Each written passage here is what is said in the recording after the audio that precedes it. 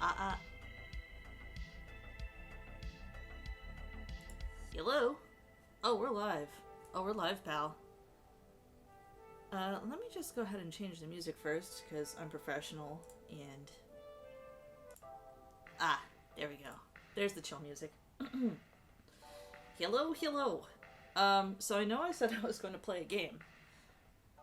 I'll get to that. A lot of shit happened over the past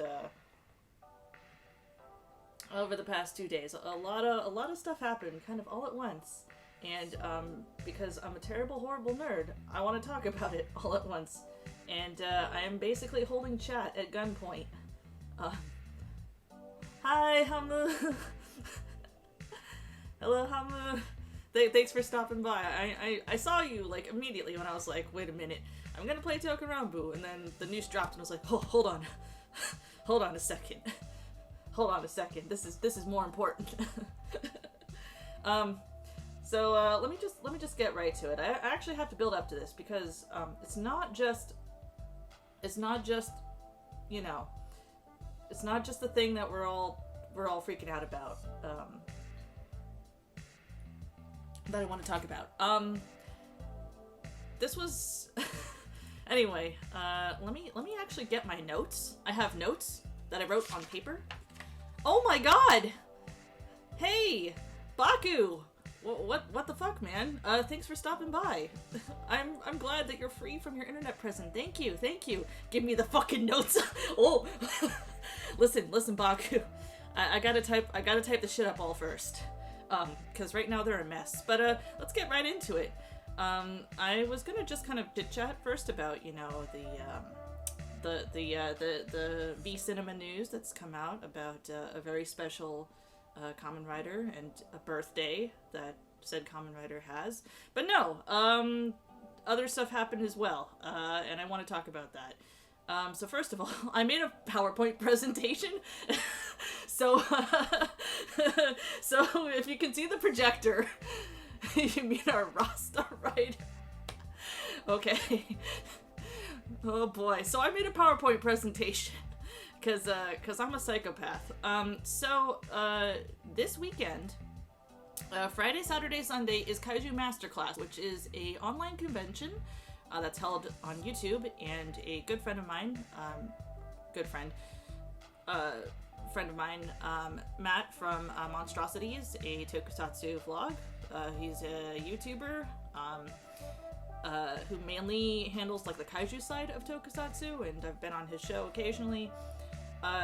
He is a part of this, doing video work for them and helping moderate, and so it's been kind of interesting. I hopped in for 3 streams, opening ceremonies, an interview with the suits actor, and an interview with somebody who was a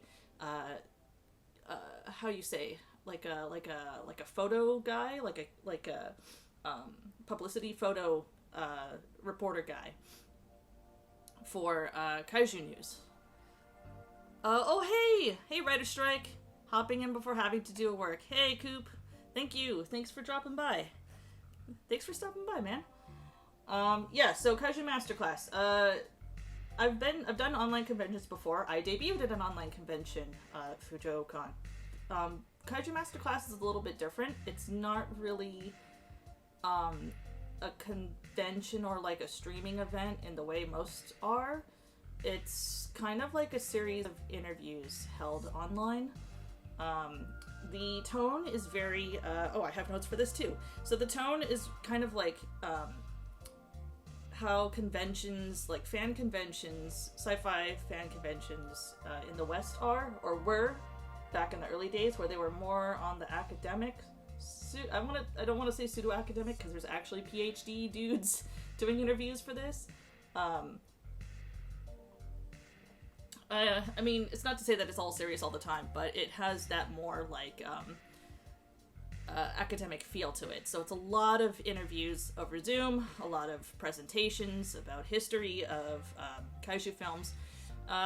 Yeah, it's all free, by the way. Like, all of the interviews are archived. If you want to see any of them, you can go to their YouTube channel.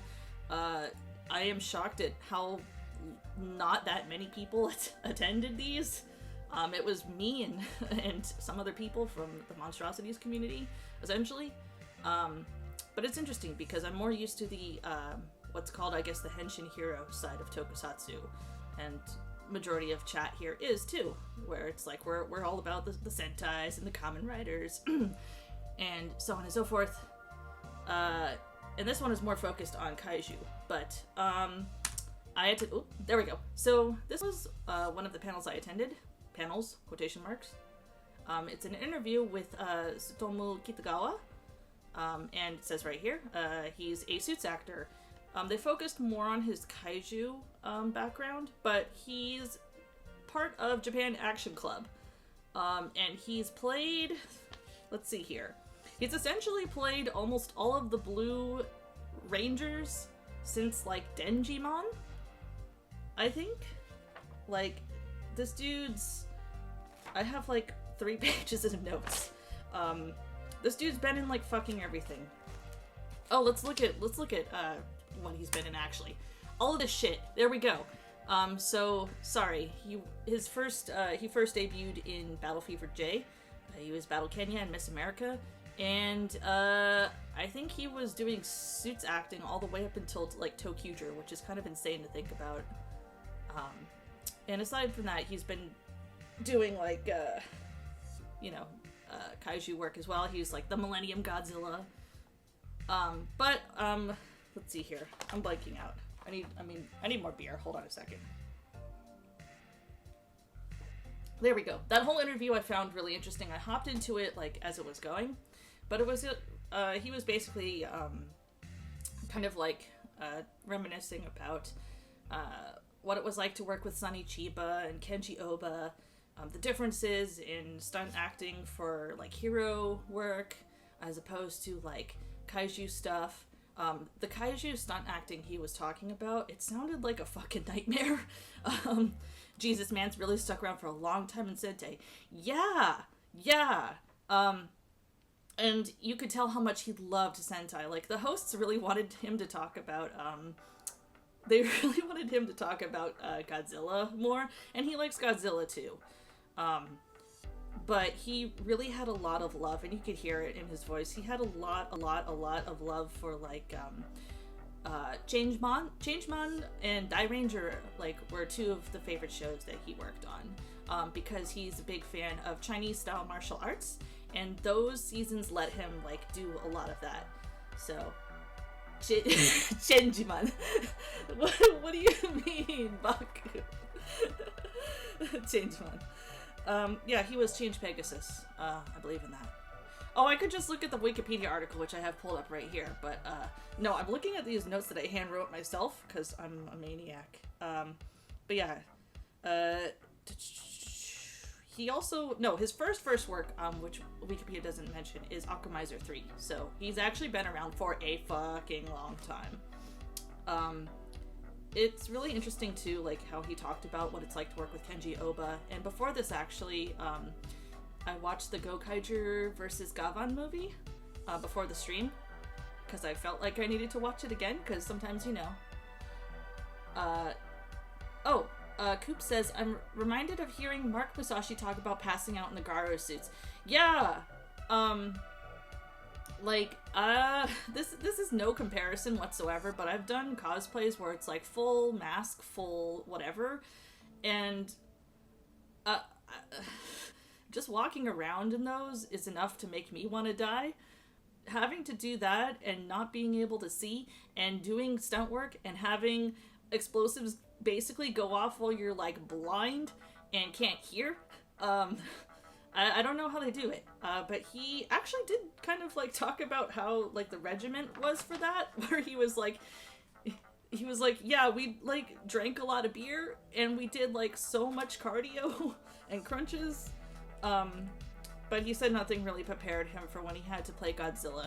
He felt like he basically he said like he did hero suit stunt work, and like, you know, he was kind of used to that, but like with the Sentai and Kamen Rider and stuff like that, you're moving, you have like a little bit more movability, you can kind of see, you can kind of hear a little bit more, and you're working with like a TV sort of schedule and way of filming.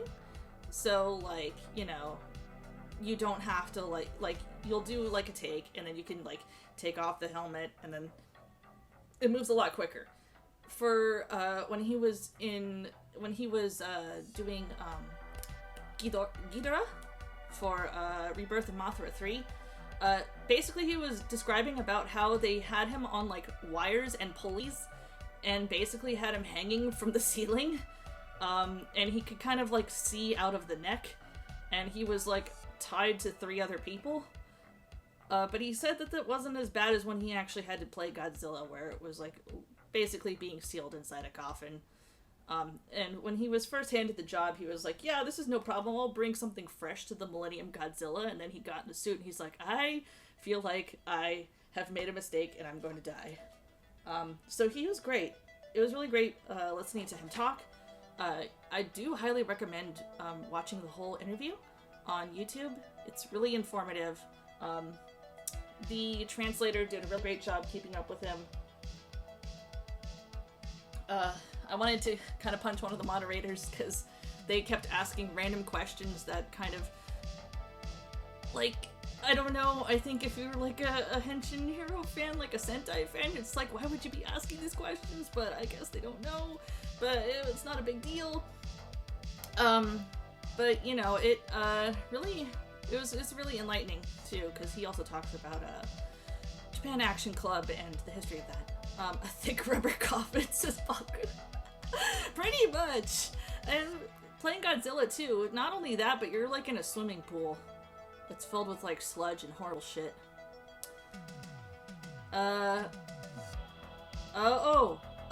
He was at Youmacon! Wow! Okay, Coop says he talked about it at Youmacon a long while back. Those suits were only made for certain people, and getting other people in those suits is a nightmare. No wonder people preferred early Rider and Sentai suits. Yeah, no kidding. For the newer seasons of, like, Sentai and Rider, with all of the stuff that's, like, stapled on, I always feel so bad for, like, the stunt actors.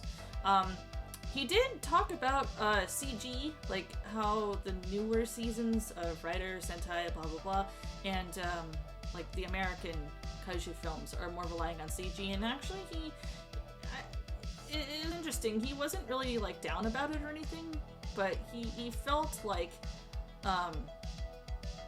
he felt it was kind of like he kind of lost in a way. Because there's some things that, like, the legendary Godzilla could do that he could never do in his suit. But at the same time, he, like, also talked about, like... So he kind of respected the CGI for that and thought it was really cool. But at the same time, like, he also, like, talked about, like, how he felt that, with, like, kaiju or monster tokusatsu, that is slowly going to, like, go away. Because big monsters and stuff can be replaced with CGI, but he feels really strongly about preserving suits acting and stunt fighting in Super Sentai and hero shows. So I really thought that was an interesting perspective. Hamu. Whenever I hear about old stunts, it's amazing they just kept going. Yeah, dog! Like, you only have so much amount of time, you're doing a weekly show, you got, like, X amount of hours to set off something.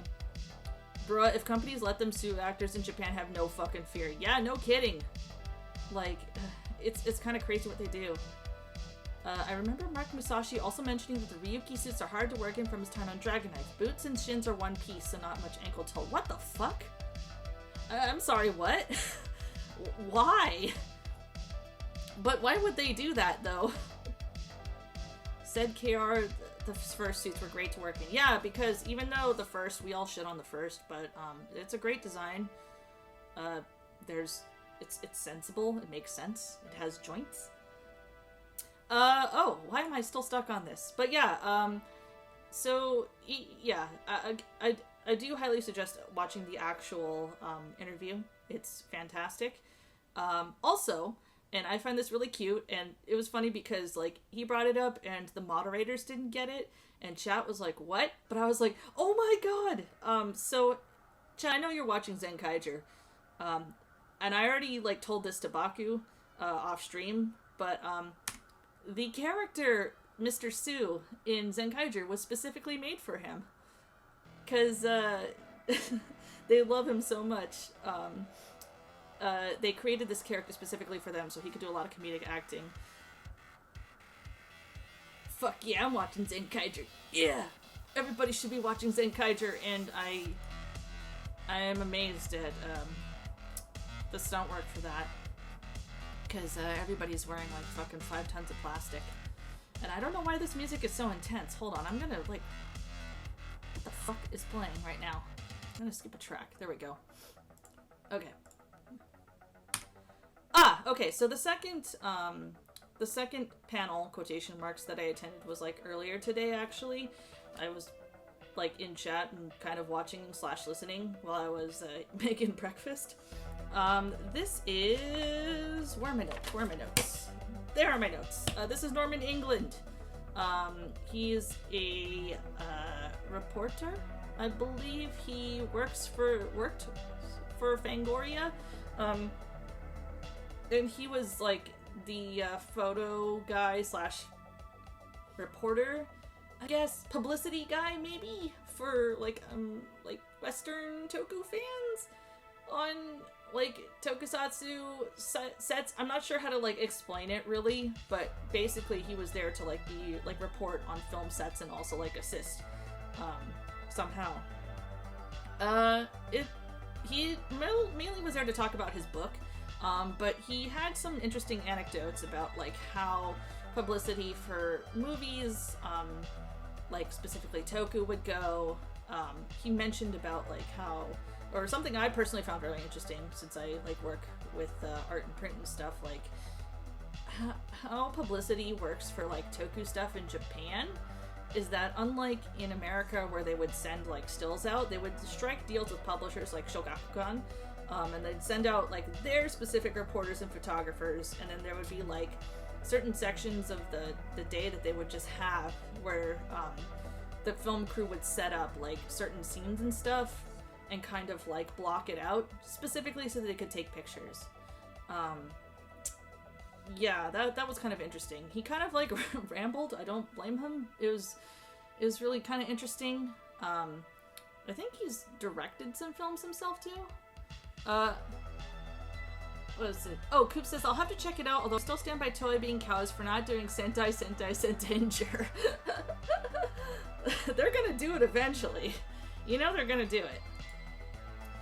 But yeah, and that is the end of my notes. So that was Kaiju Masterclass. I still believe it's going on like right now. The archives are up like immediately afterwards because they're essentially all like YouTube premieres, which is great. I plan to go back and comb through some stuff because they did have like a suits designer. They did have composers who worked on Toku films, and directors and so on and so forth. So I'll go through it on my own time. It's just like the presentations are all kind of like really like, you know, interview style, very serious, very straightforward. So like it's probably going to take me a while to get through all of those, but I found it really interesting. So especially since even though I do love like kaiju style tokusatsu, like I don't know too much about it, you know, so anyway, if they don't do it, we can. Sentai versus the monsters. Wait, hold on. Wouldn't that be Sentaiger Tai Kaiju Kaijinger? Toei, I'll give you that for free. You don't even have to pay me. What's news on the... okay, yeah, so this is the other thing that happened over the weekend. Immediately. As in, I make them for the game, fam. Oh, okay, that's gonna be... shout out to Baku's tabletop role-playing game thing, but fuck that. Sorry. We need to talk about this. We need to talk about this right now, because this gave me a fucking, like, excuse me, I need to, like, pour a drink again, and I need to restart the music. What happened? Rasta Rider! No! Stop! Okay, we're gonna just play this. Okay, Why are you having a fucking drop of the spaghetti moment, Chuchu? Well, I'll tell you, chat and person who didn't ask, hypothetically, because I'm pretty sure everybody who is either watching this right now in chat or is going to be watching the VOD definitely knows. Happy birthday! Kamen Rider OOO! Jesus fucking Christ. It's been 10 years since this premiered, and God, okay. For those of you who don't know, none of you, I'm assuming, Kamen Rider OOO is, a show by Toei in the Kamen Rider series, which is kind of, hold on. I had to take a big squeaky. Oh, brother. Okay. So, I did recently rewatch the 2 first episodes, because Toei Tokusatsu World put them up, which means rip in peace is us. We're probably not going to see a full translation of this thing anytime soon, which sucks. OOO's, revisiting OOO's, after this announcement dropped was interesting, because then it got me to think about, like, kind of like the whole season, what the themes were, why it still feels so special, and why it kind of resonates with a lot of people, especially the actors. Even though it's considered like kind of people call it mid, which you know, there are some flaws. I won't say they're offensive flaws. I think it's kind of a harsh opinion to have, but I think it's because OOO's above all in the late Heisei series is more like a smaller focused story about the characters, as opposed to like some big epic world-ending nonsense. Kamen Rider OOO is a show. That sentence is made of words. Listen, Baku. Listen. Listen, please. This is a no bully zone. You come to my stream. No, I'm kidding. Unless Shout gets it too, but I think Double would be more likely. Kuga too. I think Shout already has Kuga. I am pretty sure they already have Kuga. But, yeah, it's, I feel like OOO's is kind of, yeah, Kuga is already on Shout. Got it. Yeah, Kuga.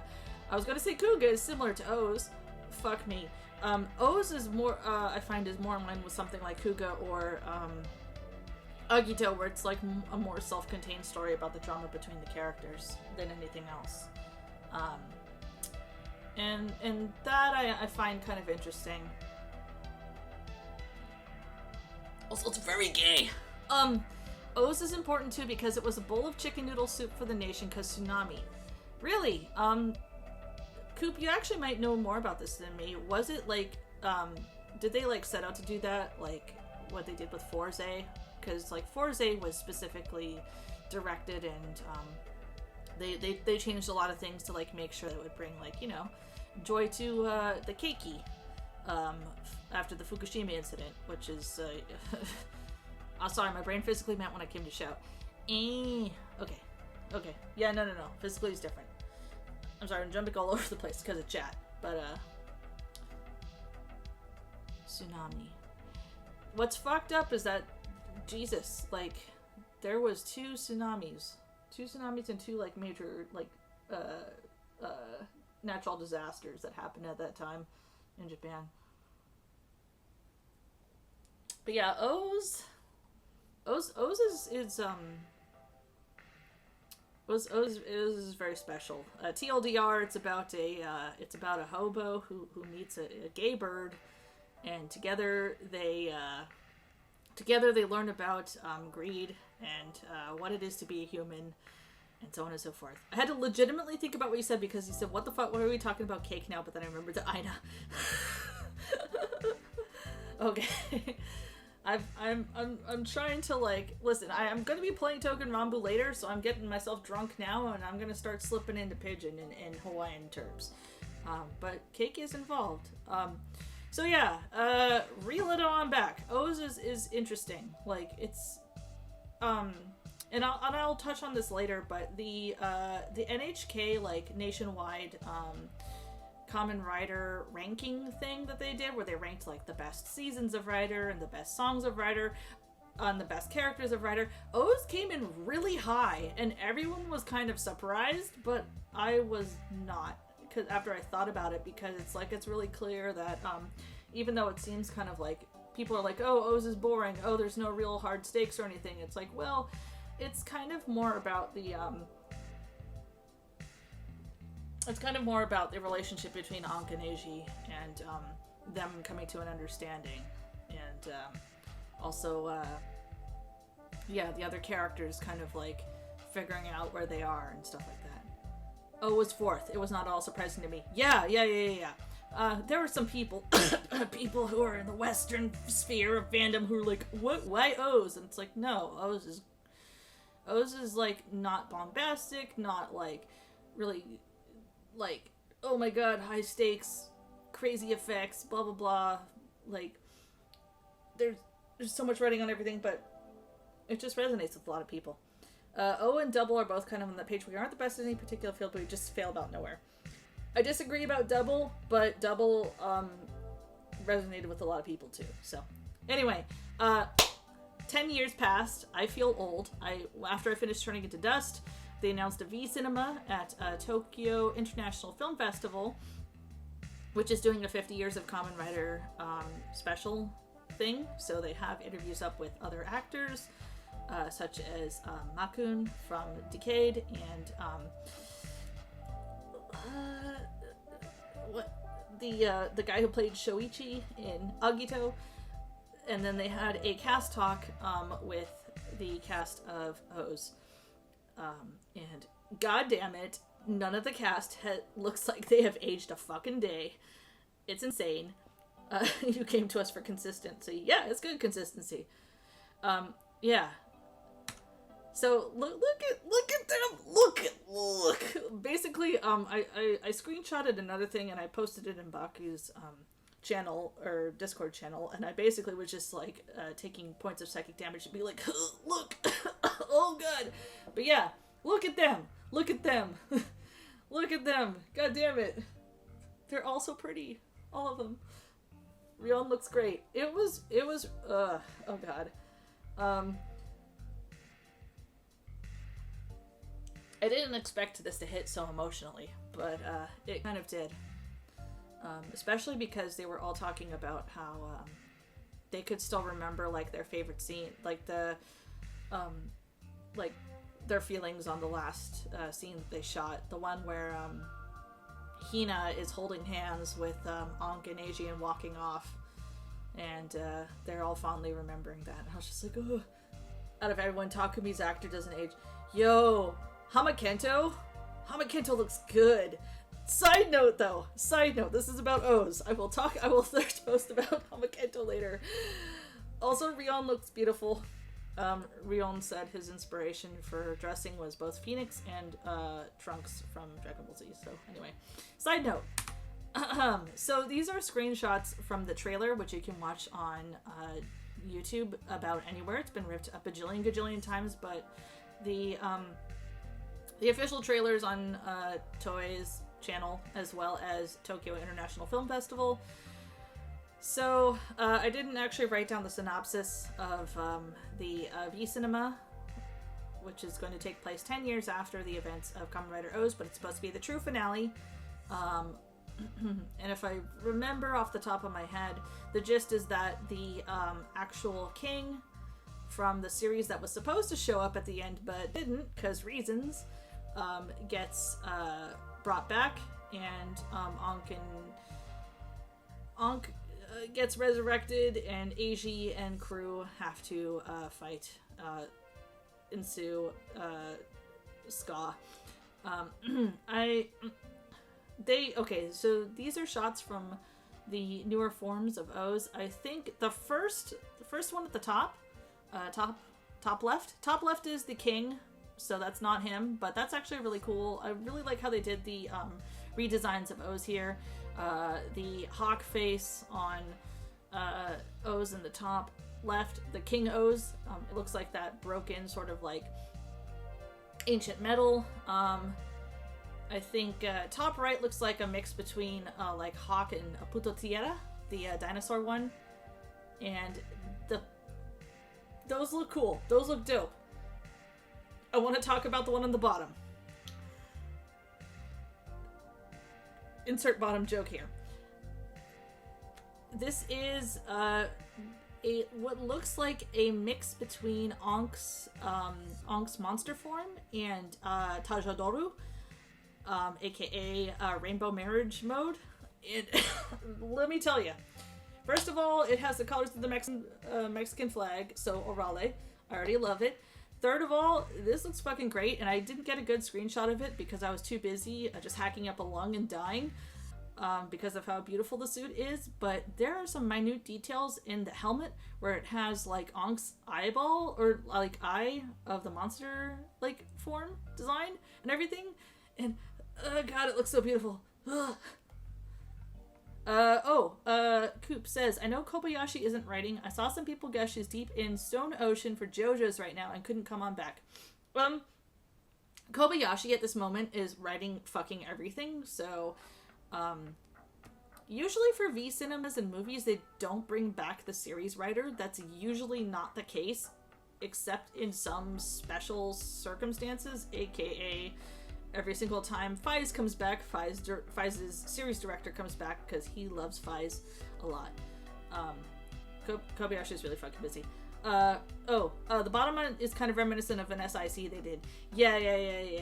There's some SIC elements. I do like that they're bringing, that sort of like the series had that theme of like harkening back to like Kuga and Agito of like ancient races and alchemy and Mayan sort of design, and this leans heavily into it.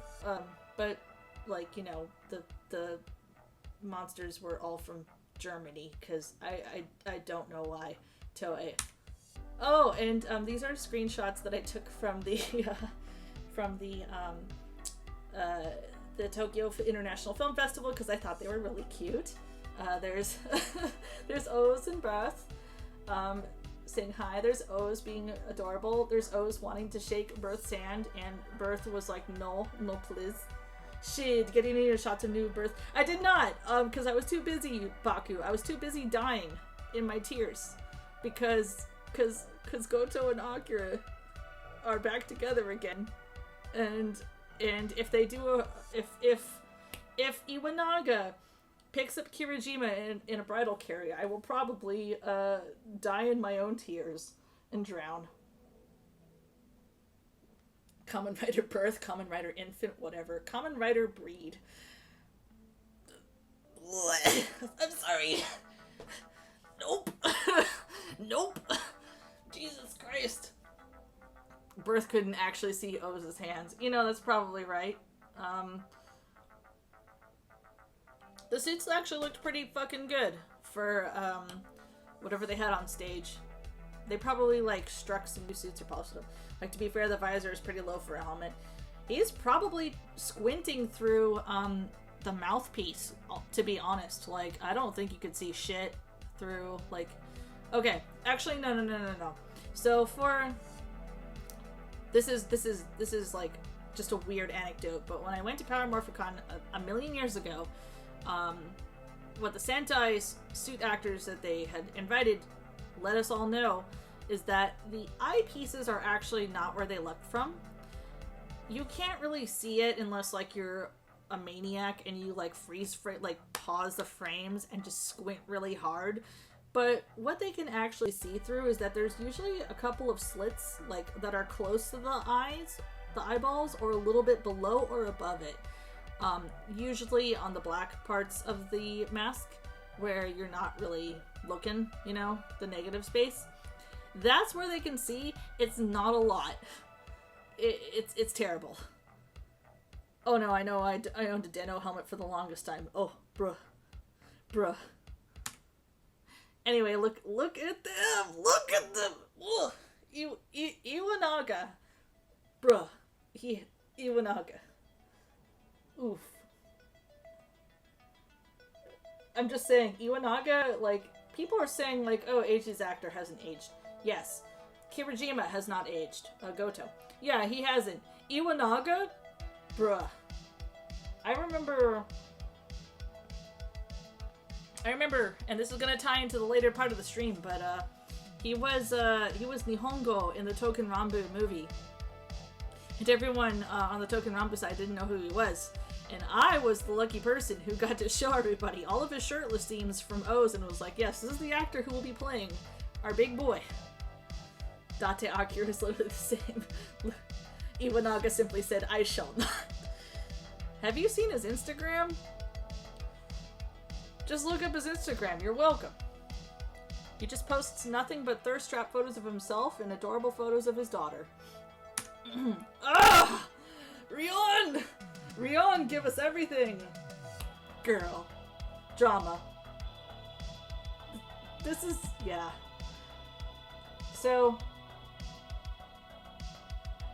This part made me lose my shit, but what actually made me punch a wall at 6:30 a.m. in the morning and scream was that Eiji, after Ankh dramatically descends from the heavens and is like, I'm back and I'm beautiful, he's like, Okairi, Okairi, Okairi, he says, Okairi, he says.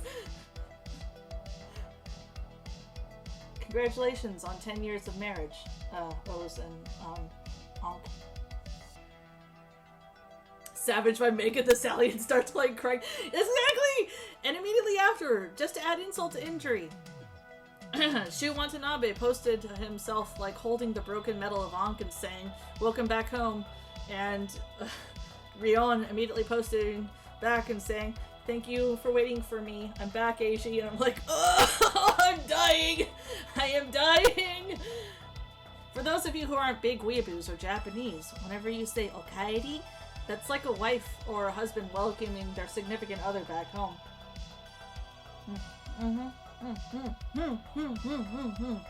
So do you understand now why Oz is so beloved? Because it's about the story of a gay bird who fell in love with a karate bugman. And then shit happened. Also, oh hey, Onside 7! Hello! Oh god! Okay.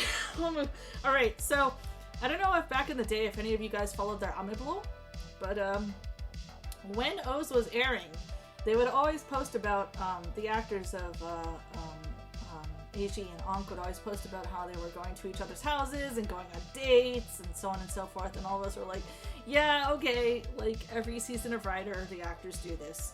Whatever. But they did that a lot. And with the Tokyo Film Festival, if you watch the 43-minute interview that they did afterwards, which I did, oh boy,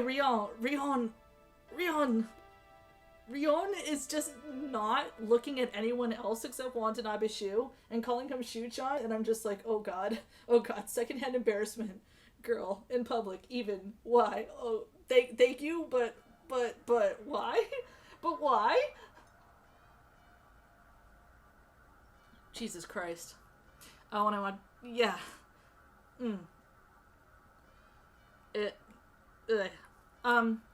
Even setting the shipping goggles aside, though, something I do like is that the actors who play Ankh and Eiji do have a very strong bond, and they are very good friends, and Watanabe Shu has famously stated that he would never come back to Toei unless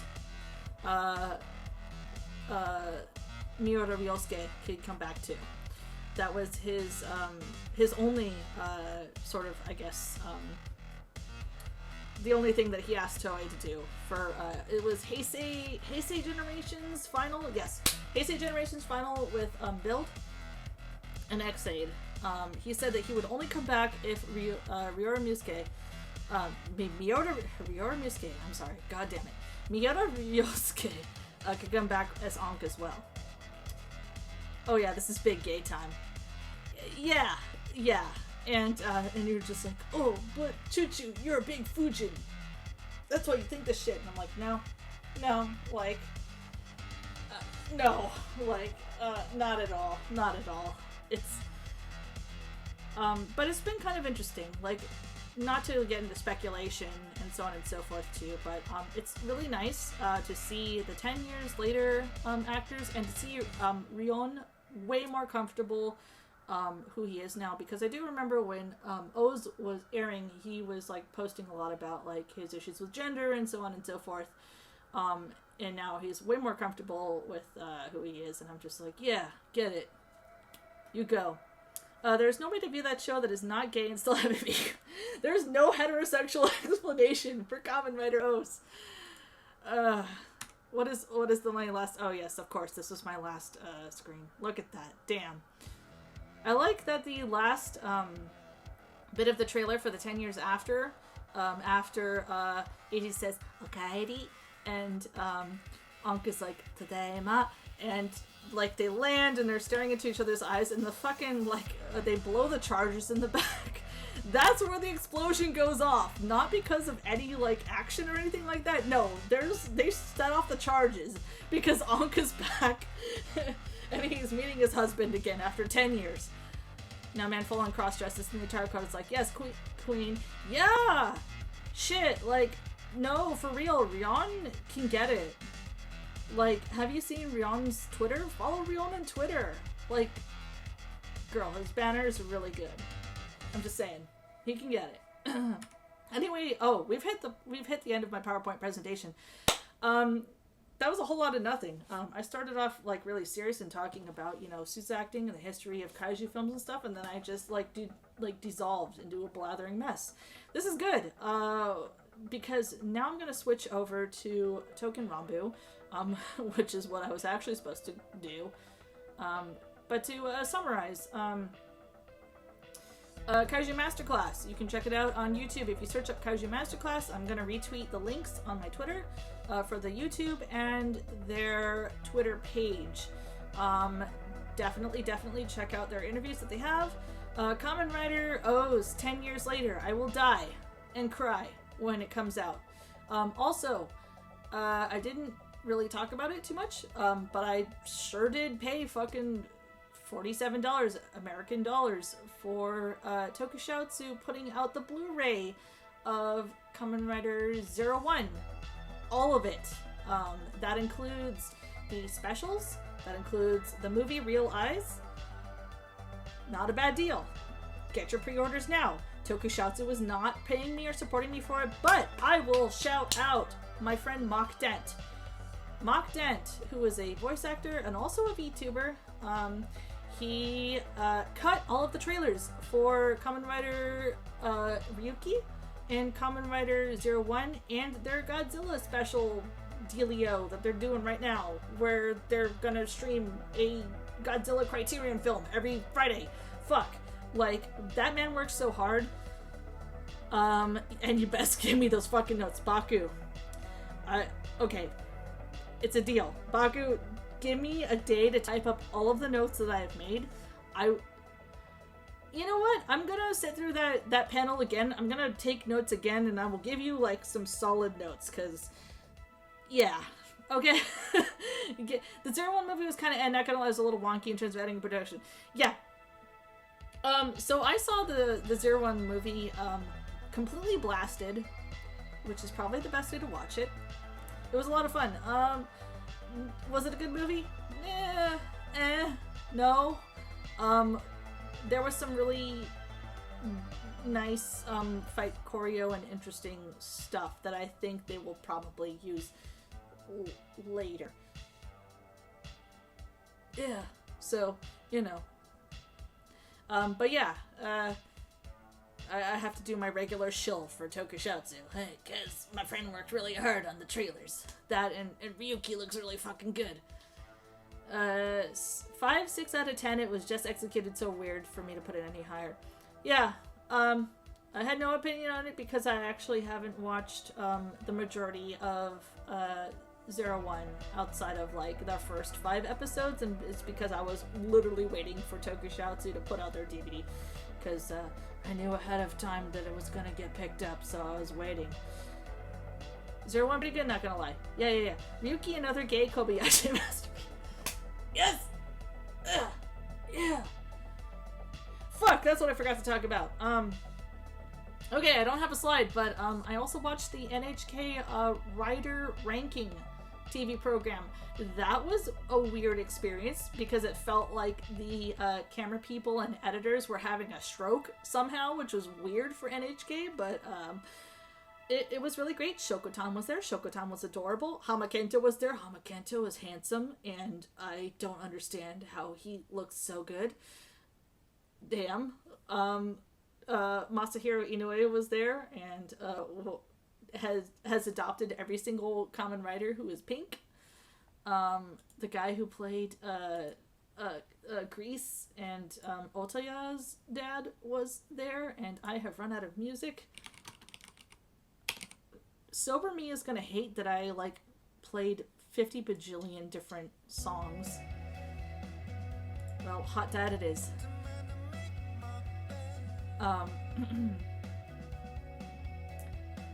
Yeah, that was interesting. It was really interesting to see the demographics and the reasons for why certain writers ranked higher than the other, what people's opinions were on things. Not really much to talk about with the writer ranking NHK program, but I found it kind of interesting. What I did like is that with Build, Build and Deno, they actually showed the demographics of who voted, and with Build, it was interesting to see out of 3 writers, his Kiva character is Otaya. Yeah, no, I know he was Otaya. I just did not like Kiva.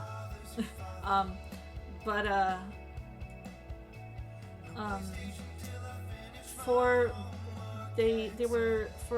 Build, they like took the 3 main writers and they showed the demographics of who voted, or like who had thought, like, I guess, like, had more of an affinity for, or who voted more for a particular character. And for the lead character of Build, which is Sento, it was like almost a 50-50 split between male and female. They did not count weirdos like me who are non-binary and don't have a gender, I guess, but whatever. For Sento, it was 50-50 split. For for Grease, Grease has mostly male fans, which I found interesting. And for Banjo Zekros, he mostly female fans. So it was just like, I was looking at those demographics and I was like, oh, I completely understand. Yes. It probably just means that, like, Zekros has more BL power than Grease, I guess. Oh, the 1980s arc of Kiva? Hell yeah. The 2000s arc of Kiva? No. Yeah, exactly. Those are my thoughts exactly.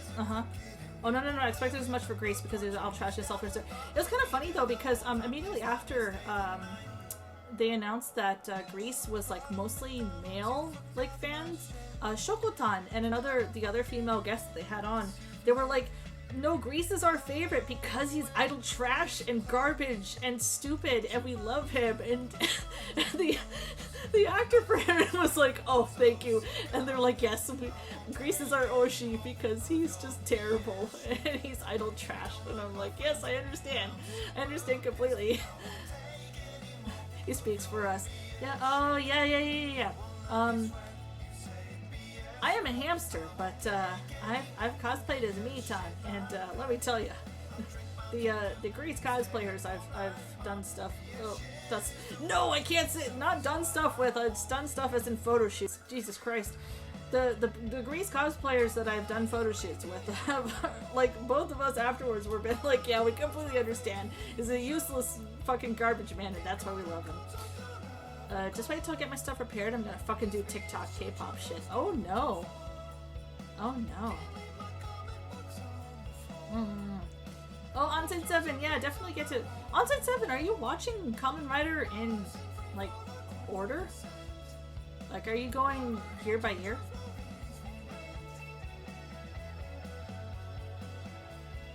Yes. Oh, okay, Onsite, where are you right now in your, viewing schedule?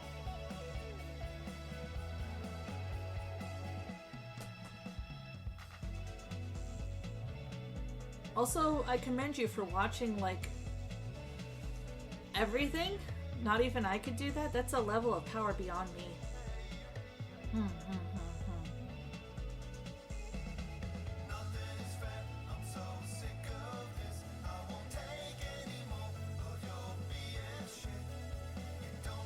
I refuse to watch Hibiki out of sheer principle. Okay, here's the thing. Okay, with the NHK ranking, Hibiki actually ranked pretty high, but I think it's because everybody understood what happened and sided mostly with the creators and the actors. And also, Hibiki is one of those rare seasons where there's an Osan as the lead, and you know how rare that is? You know how the people need an Osan writer? Just finished a rewatch of Fours, which I'd seen before, so Wizard next lol. Oh, onside. Onside. Okay, hold on. Onside, I'm speaking directly to you right now. It's okay to skip Wizard. It's totally okay to skip Wizard. You can give Wizard a miss, and nobody will ever know. You can just watch the movies. Actually, you can watch all of the movies except the one with the transphobic joke, and you will be fine. You can totally skip Wizard. It's totally time to forget Wizard. Thank you for backing me up, chat. Jesus Christ. Yeah, no, you can totally skip Wizard. God. You don't have to watch it. Yeah, you just don't. Actually, you can watch the Wizard movie where Hiroshi Tanahashi sling blades fucking Haruto, or no, sling blades the Kamen Rider drive into a fucking desk.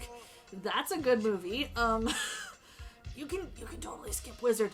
Wizard is a very slow motion car crash, and nobody is having fun. Not even the viewer. Like that was one where you could actively see Kobayashi trying to like save people from this wreck, and somebody was like, I have a vision, and everyone's like, what the no. The last episode is okay. Okay, I don't know about the last episode, but that's because I tapped out when the secondary writer literally fucking walked out of the film and then walked into Osan's love, because fuck that. Wizard Amadon. My girlfriend is a rock now. We're gonna do a straight version of Kamen Rider OOO's finale. Do it badly.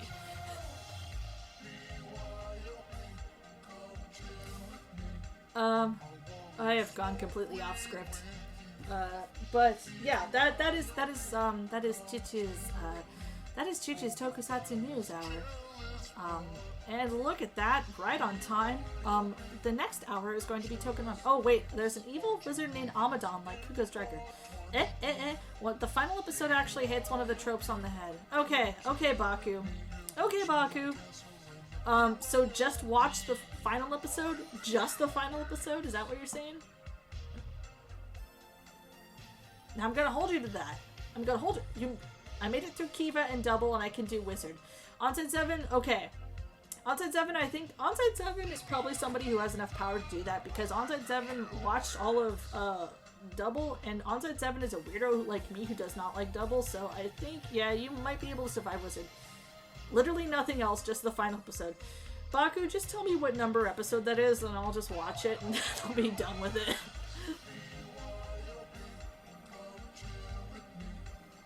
It's like, what, episode 50? Wizard also went on for like 1,000,000 years. Let me make sure it might be broken up into 2 episodes. Oh, one of those. Fantastic. But yeah. That was Chuchu's Tokusatsu News Hour. Nope. この番組はご覧のスポンサーの提供でお送りします。Tokusatsu, which I am not sponsored by. Therapist Imperial IPA, which I'm drinking right now. We're gonna switch over to Token Ranbu in a second.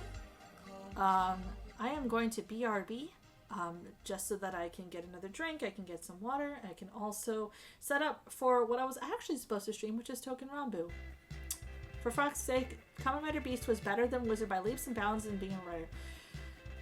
Okay, Baku, that's why I rage quit Wizard, was when Beast literally fucking walked out of the thing. I was like, well, there goes my everything. My hot take about Doubles, that's the straightest gay show I've ever seen. Oh! Alright, okay, but yeah, no, for real, I am going to BRB so I can set up for what the stream was actually supposed to be, which is Token Ranbu. And I have to prepare because I might have to, like, deploy a strategic mute drop, because if I haven't logged in the English server in a while, if it decides to, like, drop a copyrighted song on me, I might die. So talk amongst yourselves. I will BYOB in about 2 minutes. So see ya. We're back! And I need to get this off the screen. And this on the screen. There we go. Oh god. Okay. Hello. I actually just... Alright, it's episode 52 and 53. Wizard ran for that long? Christ. There was not a lot going on in 2014. Okay. So I actually have to get this shit out the way. I have to update my channel. Oh fuck. Hold on. Edit stream info. We are not just chatting. Category game. Token Ranbu. Okay, there we go. Oh, there's a tag category for Token Ranbu Muso already? That game hasn't launched. I do want to play that game, even though it looks like shit. Alright, good. Okay. So this is what we were supposed to play. And then I got sidetracked because Kamen Rider. This is Token Ranbu. I think maybe some of you guys may know. For those of you who don't know, this is a Josemuke game, where there's lads. You collect them. They're swords, historical swords. So yeah.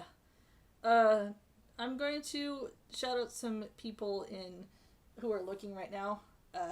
As I grab some more beer. Beluga Chop. Oh my god, you're here. You're here. Oh my god. Thank you. Jesus. Debbie Moore. Horny.moe. Hey, what's up?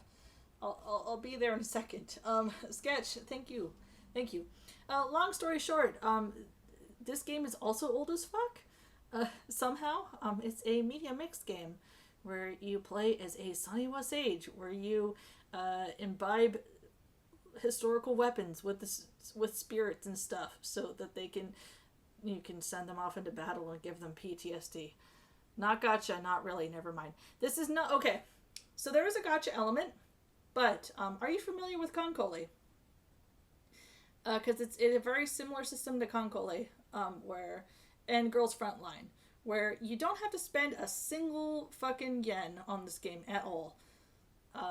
It's more about like collecting lads. That's really it. Let me just see how that looks. This is probably about as good as I can get it.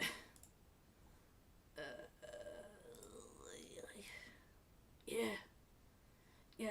I'm just gonna have to deal with the blue screen. Okay, so I haven't actually logged in a while on the English server. I've played on the Japanese server.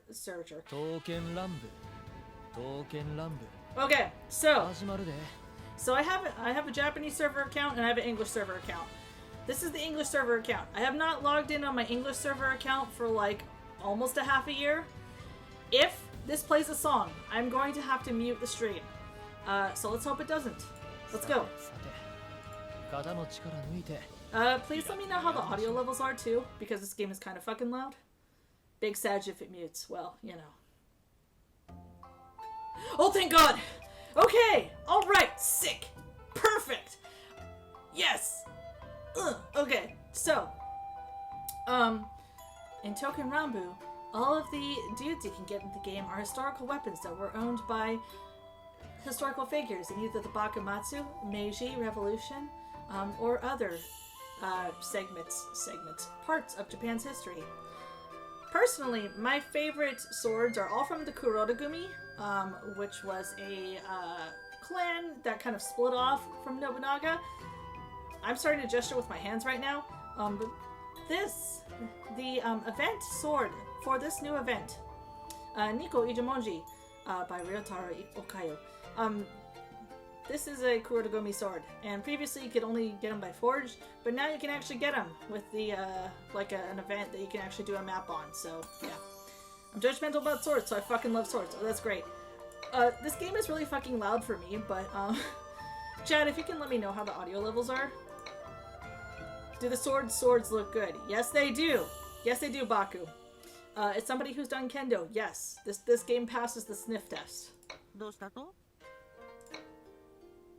Hakata, you're so cute. Okay. Thank you. Alright. Oh god. Why am I playing this at this? There we go. There we go. I have to play it at a decent size. Okay. There we go. There we go. So, why does this game look so busted, Chuchu? Well, I'll let you know. This game, is almost 10 years old. This game was uploaded to the internet in like 2017, 2015. This reminds me I still need to farm. Oh, fuck. I think I drunkenly logged on one night and I like... Atarashi Nakamawai. Yeah, who's the new Atarashi Nakamawai? What? Yes, you're very, very cool. Oh! Yes, I will. Hey, welcome home, slut. I already have so many copies of you. Sorry, Chad. I'm gonna turn down the volume for just a second. For me, not for you guys. So, there we go. Alright, I'm not dying. Okay. There we go. Yeah, okay. So, what is Token Ranbu? Okay, if you actually want to know, because I'm probably not capable of forming sentences right now, Token Ranbu is a browser-based game wherein you build teams of men and have them go out to auto-battle other teams and kind of go around a map at random. And occasionally you will pick up another man. Basically, get men to find men. The draw of this game is that all of the characters are, again, based on actual real historical weapons. The fan base for this series is amazing. Don't underestimate the power of Fujoshi and Fujin. Legitimately, the fan base for this game, since it rekindled an interest in Japanese warfare history and like weapons history, so on and so forth. The fan base for this particular game and Media Mix series has gone on to do things such as fundraise to restore actual weapons owned by the Shinsengumi. Restore swords so that they can be displayed at museums. Fund shrines so that they can stay alive in various revitalize the economy of certain small towns that were affiliated with different clans and stuff. It is bonkers. It is wild. I love this stupid fucking game. I'm gonna show you my men. Who do I have on the English server? Because I mainly play Japanese, but we're gonna do English server for the stream. So once it loads. Once it loads. Oh no. Oh no, please. Oh no. Oh no. Oh no. Please. Oh please. Please don't.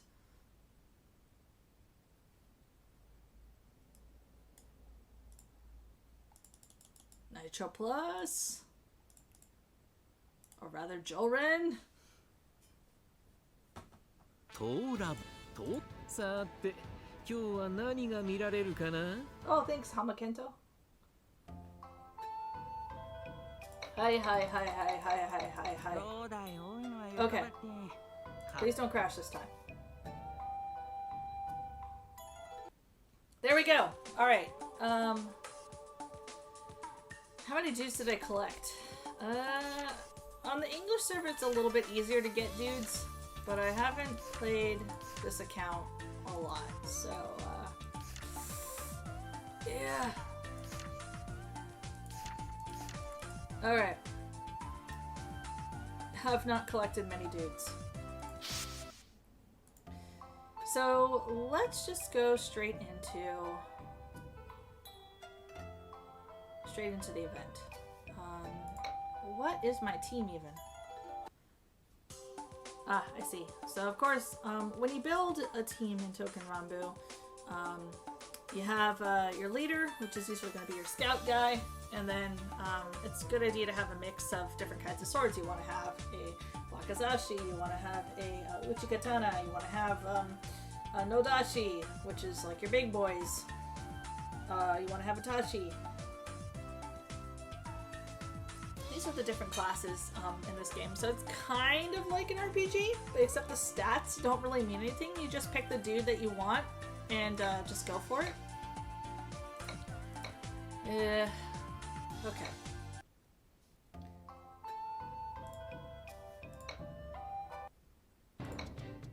Alright, so there's an event going on. And this... Oh, wow. So, with the event, you kind of just move around the map, you collect keys, and then afterwards, at the end of your map exploration, you come back, you can use those keys to open up essentially loot boxes to get a sword. So this kind of event is a little bit easier than the other events. You can go to extreme with your current team. Oh hey, yeah, no, I definitely can, but I want to unlock all the maps first. So let's do that. I kind of want to train up my other teams first. So let me just check and see if everybody has a thing.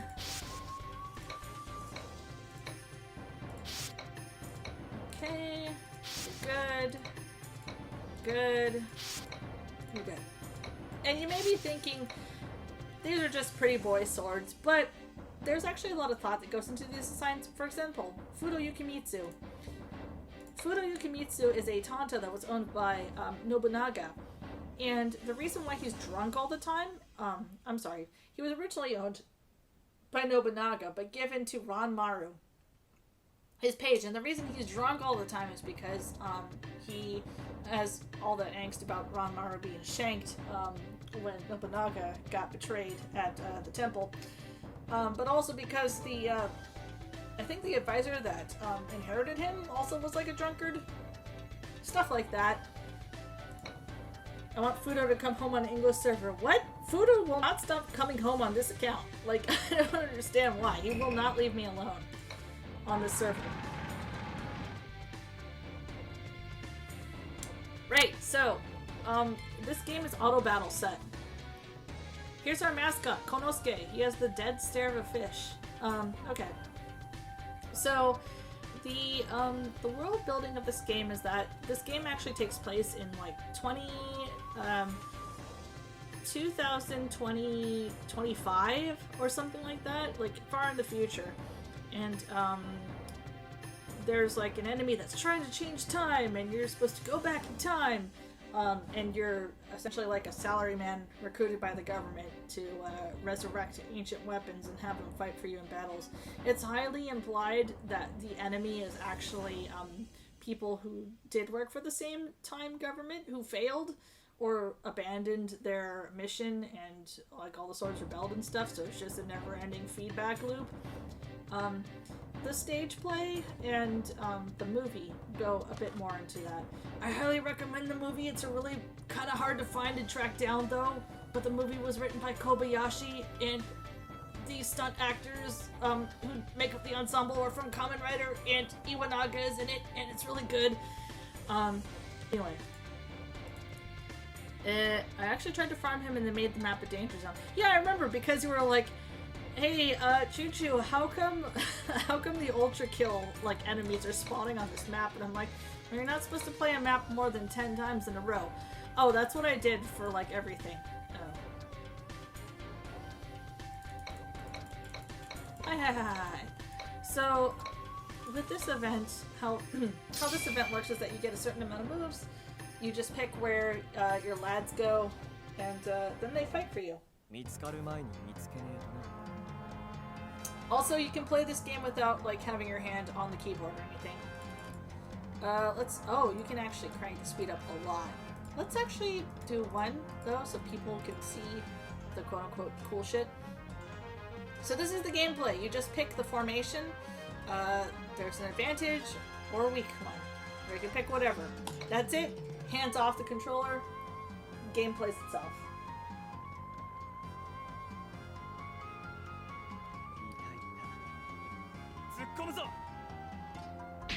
Hey, go, go. I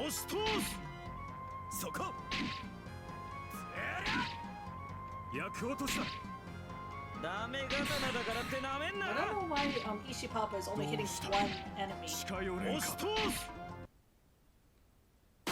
Hey.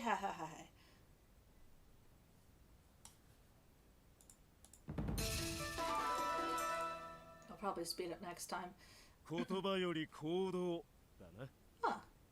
And at the end of each round, the sword that's done the most damage will be awarded MVP and get extra EXP. For some reason, it was Nagasone Kotetsu. I don't know why. This team is just like my dudes I'm trying to raise up at the moment, and we've got some Shinsengumi swords, we've got a holy sword, we've got one of the 3 treasures of Japan, and we've gotten some sword owned by Nobunaga. 2 of them. Christ. Tomorrow I'm actually going to be streaming not publicly, but for friends and on different private servers. I'm going to be streaming the Token Rambu stage play, which I highly recommend if you're a Tokusatsu fan. Even if you don't, if you're like, oh, 2.5D stage, that's for girls. Listen, you don't know anything. The Token Rambu stage plays, the musicals are more popular, but I prefer the stage plays. The Token Rambu stage plays, their stunt work and fight choreography is unparalleled. It's amazing. Like, I haven't done too much research, but I really want to know who the stunt actors are for the Token Rambu stage plays, because they're so good. So good. And the actors, too, are really amazing.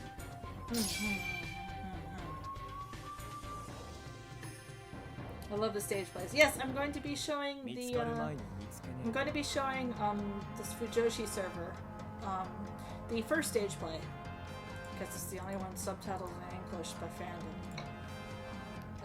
But yeah, you can also watch it if you like play it, and I highly recommend it. Baku, I think you might like it. Trust me. Baku, I think you would really like it. There's a lot of martial arts in those stage plays, for sure. Nagasone is taking a lot of points, but, you know, he is, Oh, Nagasone Kotetsu is the sword of the leader of the Shinsengumi. 3. Okay, hold on. I have to think strategically. Fuck, I already fucked up. 1, 2, 3. 1, 2, 3. I can't make it to the boss like this. Why did I go sideways? Okay.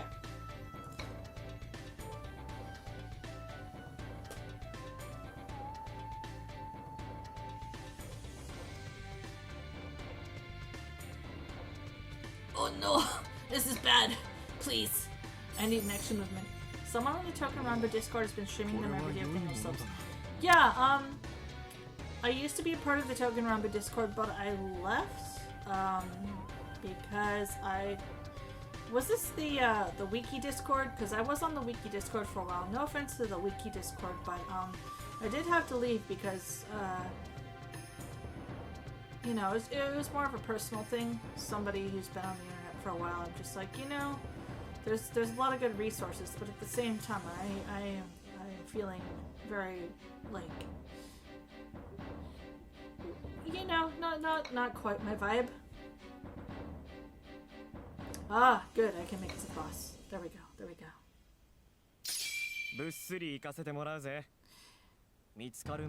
I used to, like, stream a lot of, shows and stuff, and I kind of wish I could do that, on Twitch and so on and so forth, but, because that was what I really enjoyed, just, like, sharing and things like that. I'm not people who aren't, like, you know, terrible. Wow, good job, Tombakiri. Your tits will carry us to the moon. To victory. Okay, so for clearing the map and for clearing the difficulty, we get some keys. Ooh. I get bad luck on the maps all the time. Not all the nodes give you the points back. Yeah, so for these kind of events, you just have to, like, the one strategy that I have for this, because this is the only kind of event that I do really nice in, just plan everything out ahead of time. Just, like, count all of your moves up, and then if they gives you an extra move, just be prepared to backtrack and not get shit. Okay, so we can forge. Oh my god, that voice crack. That was terrible. So, there is a gacha element to Token Rambu. I opened a beer. The gacha element to Token Rambu is the recipe style. So, if you're familiar with, there's two kinds of gacha styles. Pull and recipe. Pull is where it's just like you pull and pull to get the characters you want. You can do a 1 pull or a 10 pull. Recipe is one for browser games or games like Punishing Grey Raven, where it's, and Girls Frontline, where it's more about, like, you know what can get you some things if you invest X amount of in-game currency or elements, you can possibly get person you want. On the English server, there is a man that I want, that I have on my Japanese account, not on my English one. So we're gonna try to bake a nihongo in the oven. Nihongo recipe. Onegaishimasu. Oh lord. Okay.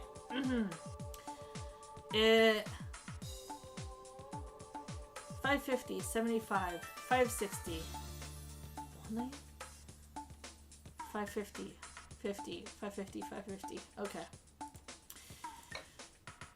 Okay.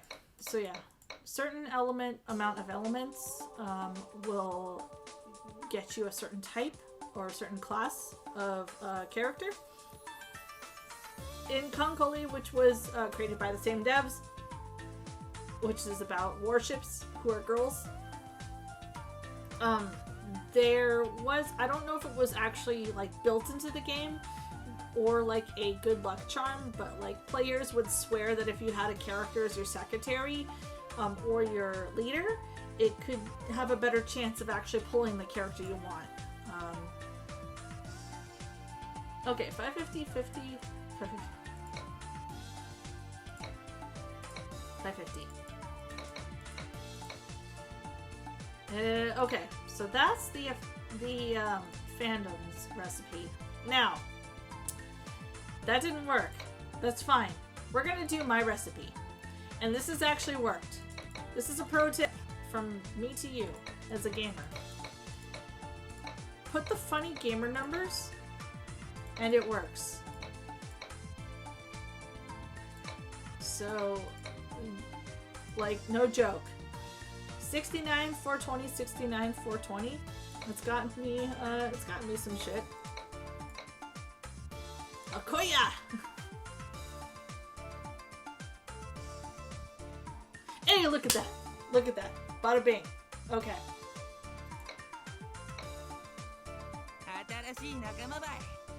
Always put the funny gamer numbers, is what I'm saying. Oh!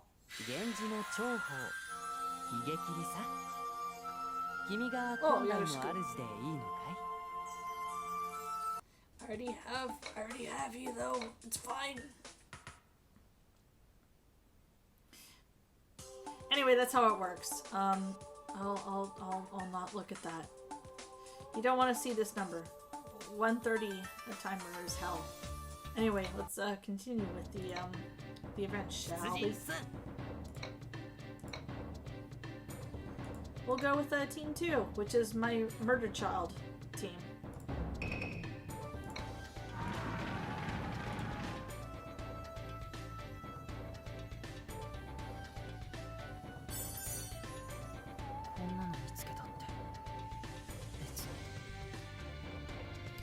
5. Okay.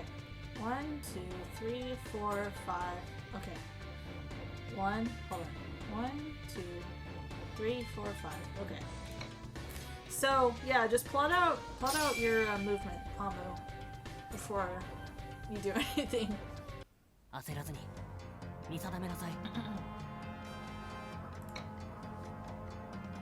Go! My murder children.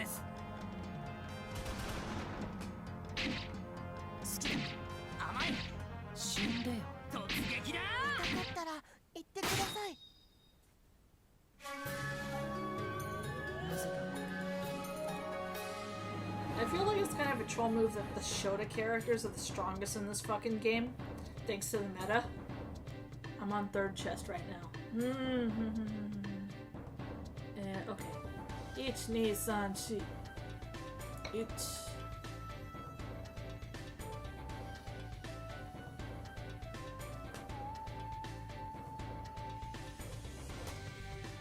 Wait. Oh no. Okay. 1, 2, 3.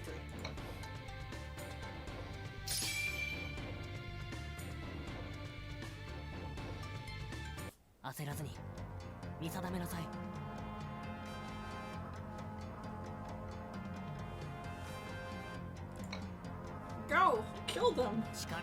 My children are escorting Gigi to 99 for the one day he might get Kiwame. I haven't logged into my Japanese account in a while, but my Japanese account is nice. My Japanese account is, basically the goal on my Japanese account now, since I've beaten all the maps and done everything, is like getting all of my faves to Kiwame. And taking creep shots of the it sounds deranged, but if you're obsessed with Japanese like warfare history, like this is the game for you. Yep, just watch final episode of Wizard again. Baku, why do you do this to yourself? I have to salute you. But why? Okay, Baku, just let me know which episodes of Wizard are like kosher. And good news, it has actual Deno and actual Decade in it. So desu ka? Well, you know, that might redeem and like I said, those episodes are actually fine. Yeah, the movies with Wizard are not bad. Like when Wizard is playing off of another writer or something, he's good. That's about it. Don't watch Wizard Kids. Yeah, just don't watch the actual Wizard episodes. You'll just get angry. And don't watch the standalone Wizard movies, because you'll get upset about the fucking transphobic shit. Oh god. Feel free to skip Wizard. Yeah, you don't have to play Wizard. Real friends don't let real friends watch Wizard. Anyway, Baku, you just came back in time. I would like to hear your Sword Boy opinions, because this whole game and Media Mix is about historical weapons who are men. And the reason why this has hung on for so long. The reason why this has hung on for so long. I have 4 movements. Okay, hold on. 1, 2, 3, 4. 1, 2, 3. Okay. The reason this is stuck around for such a long time is because like people are really into like history and stuff.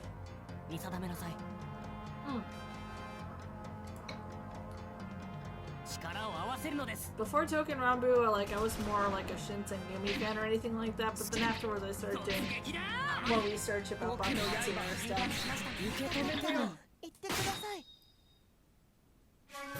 Motomachi period too.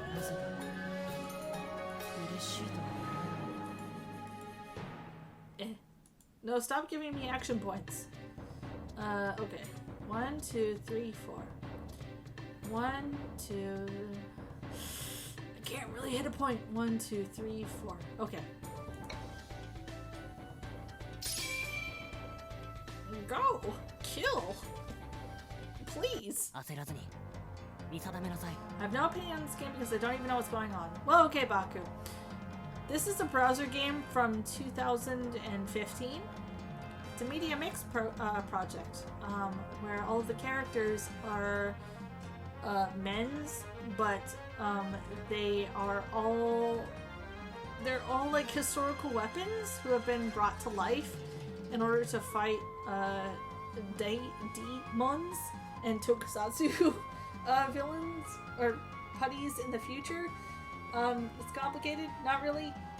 The general just is that like all of the characters are actual historical weapons owned by different historical figures from Japan's war history and so on and so forth, and you can take them to their specific periods of time if you want to have them have like horrible PSD flashbacks. It's great. A what? Oh yeah, no. All of these, all of the men's are. Oh. Never mind. I shot the enemy to death. All of the characters are swords. They're all swords. All of them. So, yeah, they're all swords owned by historical figures, or they're all like national treasures and stuff. So Girls Frontline, but swords and mail. Yes, but this was before Girls Frontline. Also, you're a man of taste. Girls Frontline. The Girls Frontline anime should be out soon, shouldn't it? Did it come out yet? Because I really want to watch the Girls Frontline anime.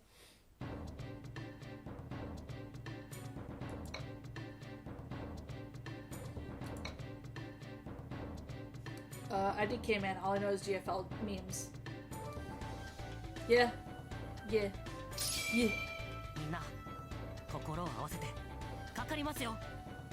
焦らずに見定めなさい。Go. 力を合わせるのです。 Please kill. 行くぜ。甘い。そこだね。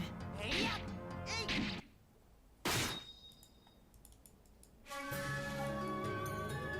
なぜだ。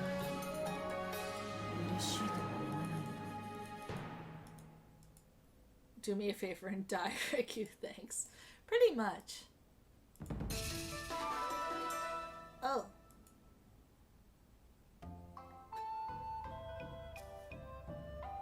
Okay. 任務が終わったわい。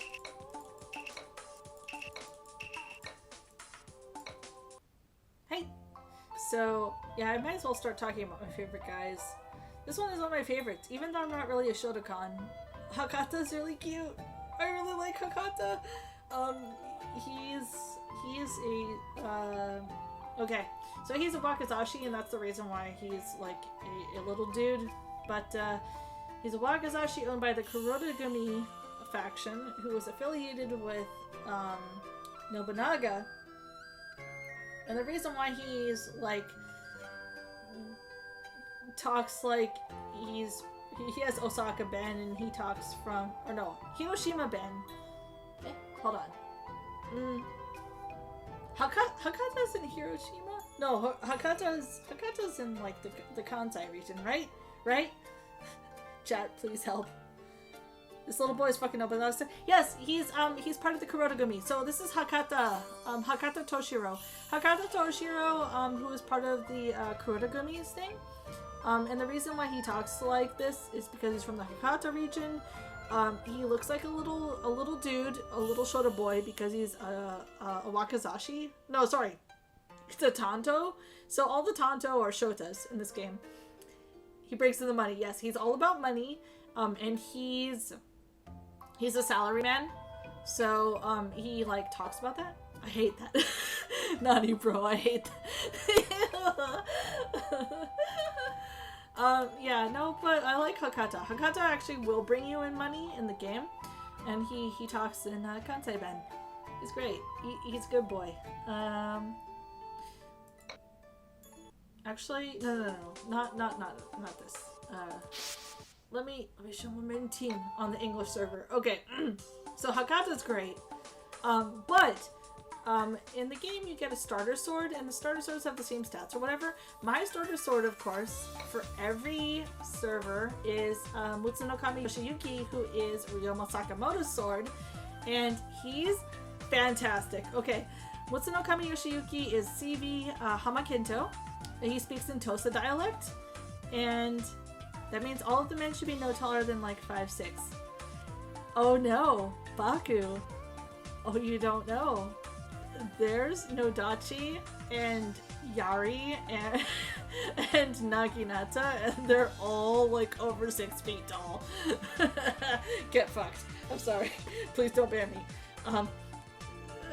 That's all the categories. Yes. Okay. Mutsu. Mutsu-kun. Mutsu. I love Mutsu. Okay, so Mutsu no Kami Yoshiki. This is one of Ryoma Sakamoto's swords. He is an Uchigatana, but his whole thing is that he wishes he was a gun. Every single time he's like, if only I was a gun, I would be able to save Ryoma from getting killed. And he speaks in a Tosa dialect, and because it's Hamakendo, it's really cute. I love him. He's so good. He's a big puppy. Hishikiri Hasabe, aka the wife. Okay. Hishikiri Hasabe is also part of Kurogami, but he's also a sword that was owned by Nobunaga. It's canon that he, like, when he was owned by Nobunaga, he was like prettier and he had like a ponytail, but then he was traded to do the Kurogami after Nobunaga's faction fell, and then he cut his hair and he has like this more sort of Western style. And he's really fussy and like more about being like a butler. He's great. I'm gonna go consume some food. I'm gonna look for a bit. Yeah. Thank you. The Yaris and Nagana should be chronically and healthily tall. Oh! Look at this! Are you ready? Look at this big boy! This is Nendikiri Maru! He's an Otachi! Nendikiri Maru, he is big. Big boy. Nendikiri Maru is like 9 feet tall. Not 9 feet tall, but he's like almost hitting 7 feet, I think. He is a big boy. And he is a ceremonial sword. And he's like almost a monster from the mountains. Big boy. Big boy. And he, his whole thing is like, he's big, he's thick, he loves the mountains, and he talks about how fertile he is. And how he is very breedable. I'm not joking. This is the thing he does. He's like, yeah, dick is big. Mountains are great. I love him. So much. Oh, speaking of big dicks, not really big dick, but big balls. Dodokiri Matsukuni. This is a mass-produced sword. So, the Dodonuki Masakuni, this particular sword is a mass-produced sword that was, I think, mostly in operation during World War II. So, he drops love in the Japanese server, and so it became kind of a meme that, like, there would be, like, a whole bunch of versions of him, and he would be fine if you, like, threw him into the furnace because he's like, I'm just a tool, you can use me, that sort of thing. But, because of his name, it can be misconstrued to be, like, tanuki. So people would draw him with big balls a lot, myself included. Anyway, Dodonuki Masakuni is one of the Phantom Bicycles, and he's great. Hamu's like, hee Dojin sword. Yes. Shout.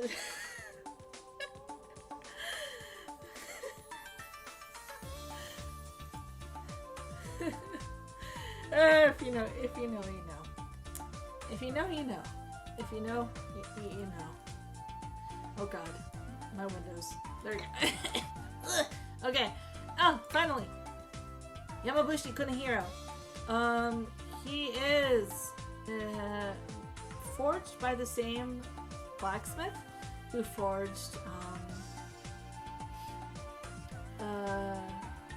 one famous sword, Chogi, which I have on my Japanese account, but not on the not on my American, not on my English account. And Manba, who is a copy of a sword, a copy of the mold and form of the blacksmith that made this sword. The copy is like a half brother to this. So how this game works is like the swords that are made by the same swordsmith are related kind of to each other, sort of, kind of, not really. And yeah, like little design elements from like, speaking from like a martial arts nerd and like blacksmith nerd perspective, like the design elements from those like schools and stuff like are really thought through and put into the character designs, and I really appreciate that. Yamabushi Kunihiro, I believe, was a sword that was like more ceremonial, and that's why he has like the priest look right here, like the warrior priest look. This is the first time I heard about his balls. Oh, okay. For Toku Masakuni, well, it's because his name sounds like Tanuki, right? So even though he's a bottom in Dojinshi, like everyone draws him with really big balls. Anyway, let's continue with this event.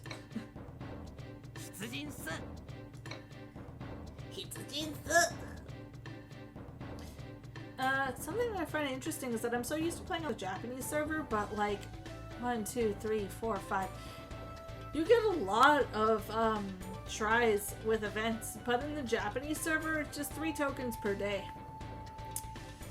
This is a... okay. So we'll do the hard level. Yeah, let's go.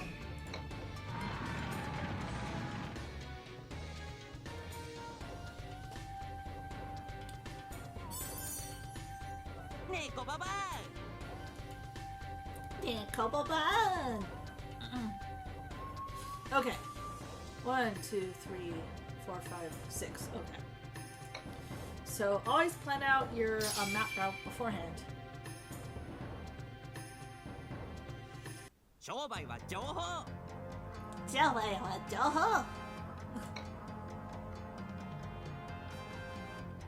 I was about to say, wow, if there was an English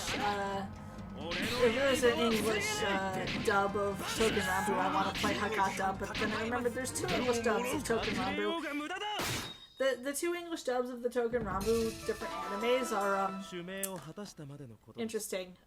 For the Tosa dialect, they decided to give them a fucking New York accent, and I just like died on the spot. That was for Katsugeki, which was the Ufu Table adaptation. And that was a choice. It's like, yeah, we'll give this, like, dude who's from the country, like, a New York accent. 1, 2, 3... No, 1, 2, 3, 4, 5. No. 1, 2, 3, 4, 5. Perfect. Okay. Oh, no. 1, 2, 3, 4.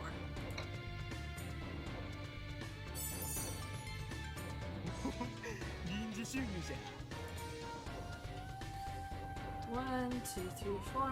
1, 2, 3, 4. Okay. Oh no. Oh no. Oh no. Please. Thank you.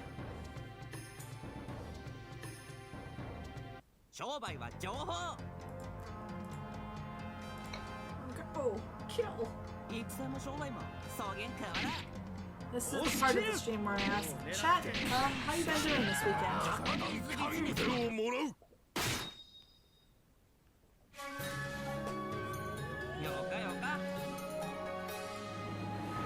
Has anybody else been trying to challenge this event?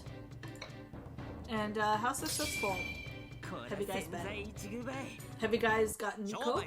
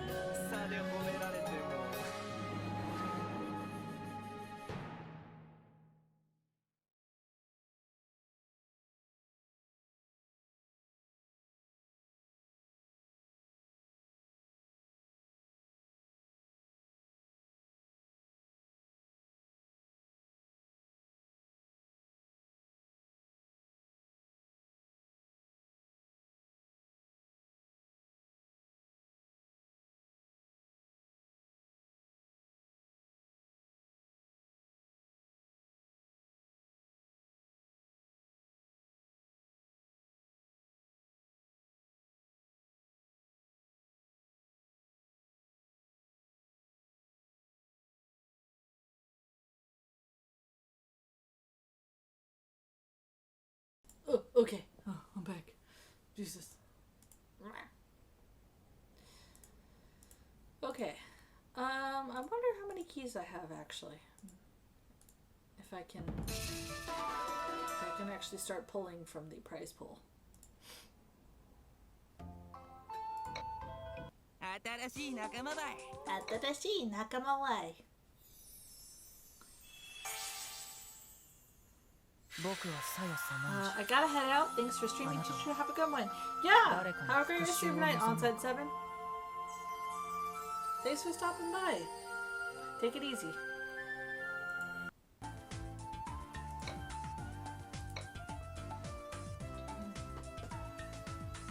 Please. Oh no. We'll not look at that. 任務が終わったわい。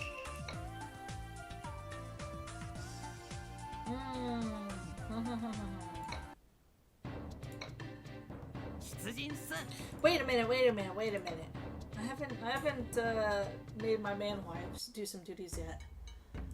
So this is the chores menu. You can have them do sparring, which will up their attack. You can have them do field work, which will up their HP. Or you can have them do horsekeeping, which will add to other stats. The whole point of this is that occasionally you can have swords interact with each other and they'll be dressed in their casual clothes. And that's how you unlock their extra skins. So let's see here. So you have do horsework. I've gotten some new swords that I haven't paid attention to. Let's see. Hold on. Oh no, there's some guys I gotta throw in the furnace. There's so many else in Okami.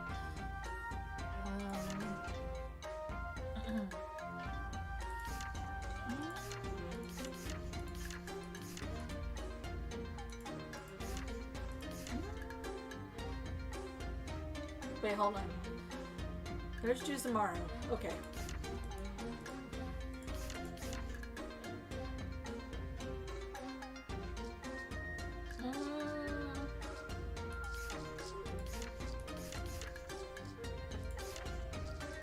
So Juzamaru and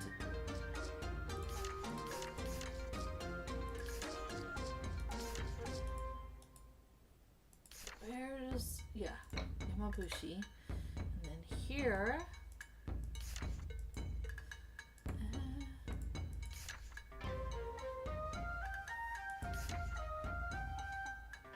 we'll do Sengo and Tombo. And for sparring, we actually have to have somebody who needs attack boost. So much voice cracks. Attack boost, so...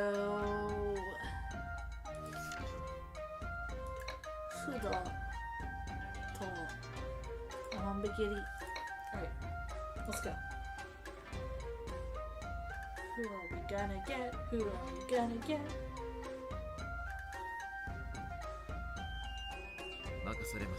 Oh, yes!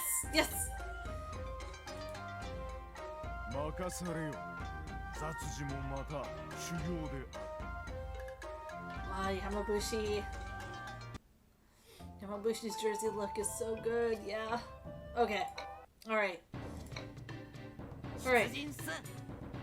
I guess I could probably do extreme. Yeah, let's do extreme. Let's challenge extreme.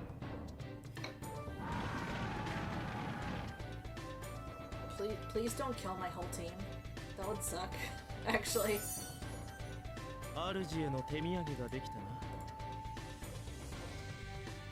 Okay. 1, 2, 3, 4, 5, 6.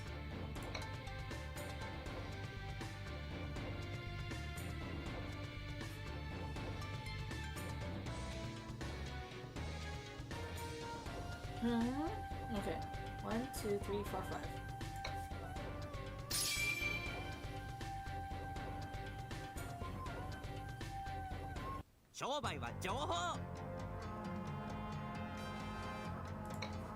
Go! Please kill! 戦の商売も草原変わらん。隠れようが無駄だ。狙って24時間戦えます。Thank you. Thank you. Thank you, boys, for killing.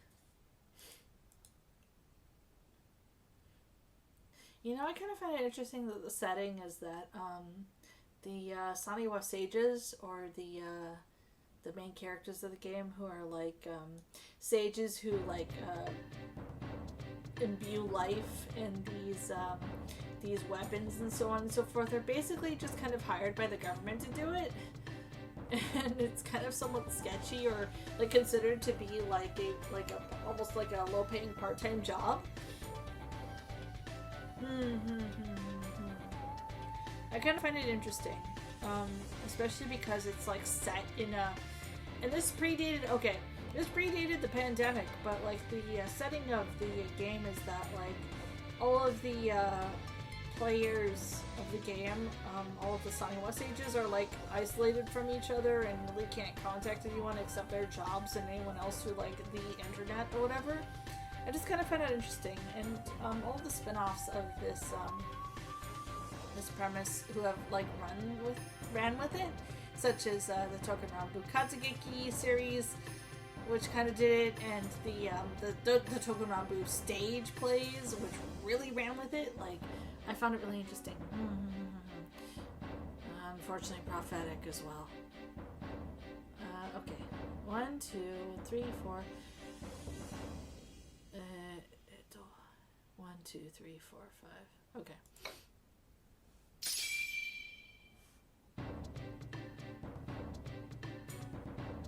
商売は情報。商売は情報。戦も商売も草原変わらん。押し切る。もう狙ってここが一番の投手だい。聞こえてないか。おお。願い通りの結果か。ああ、おめでとうございます。ねね、ねねくん、you're pulling your weight. 1, 2, 3, 4. Okay. 自然の恵みか。ありがとうございます。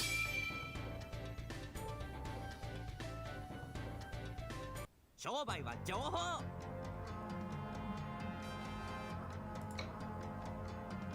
戦も商売も草原変わらん。隠れようが無駄だ。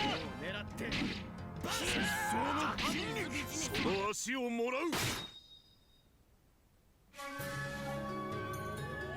願い通りの結果か。Oh, Nani Kimaru. He's taking all those wins and stuffing them in his tits. Yeah. Hey.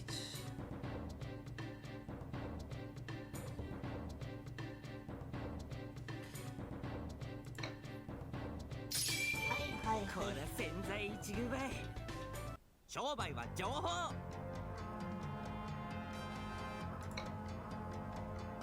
戦も商売も草原変わらん。押し切る。もう狙ってバスその筋肉。24時間戦います。足をもらう。I'm definitely not too sober to actually have any to talk about anything smart to talk about anything smartly, to talk about anything with any sort of intelligence, but the movie of Tokunranbu, the Tokunranbu movie, I really highly recommend you try track down by any means possible. It's really hard to, but for all of my Toku fan friends and people who are watching right now, the Tokunranbu movie was written by Kobayashi-san, and she really understood the core of Tokunranbu. For a fact, for sure, really, honestly. And she came off of that when she was writing for, let's see here, Tokunranbu movie was like, what, 2017? So, what Kamen Rider was airing? That must have been, yes, it was between ZO and Build, for sure. So, she put all of her energy towards that.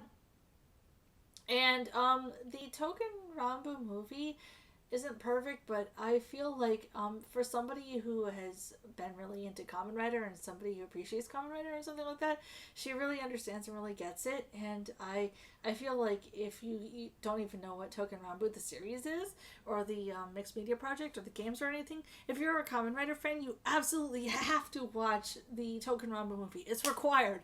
Absolutely, 100%. For sure. And I really wish that somebody could get a hold of it, because right now it's really hard to get a hold of it.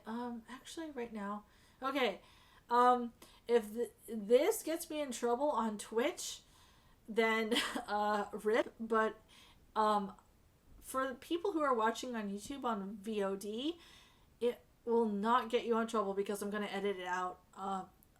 But just Google it.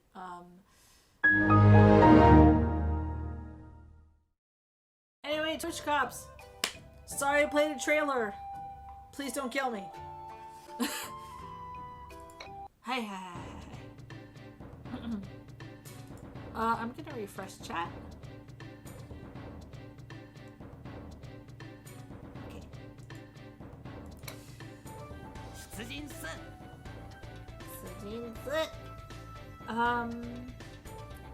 Okay. I'm going to do 2 more runs of a map. And then I'll probably call it, because it's been 2 hours. Thank you everybody who showed up for whatever reason. God, I don't know why. 商売は情報 Jaha. 戦の商売も草原変わらん隠れようが無駄だ狙ってジャパニーズビジネスマン腕をもらう Kawaii desu ne, Hakata-san. 主名を Hakata Toshiro. Kawaii ne. I really like that Hakata's whole thing is that he's like, yes, I'm a Japanese businessman. I'm not a Shotokan, but Hakata. 1, 2, 3. Okay. 1, 2, 3, 4,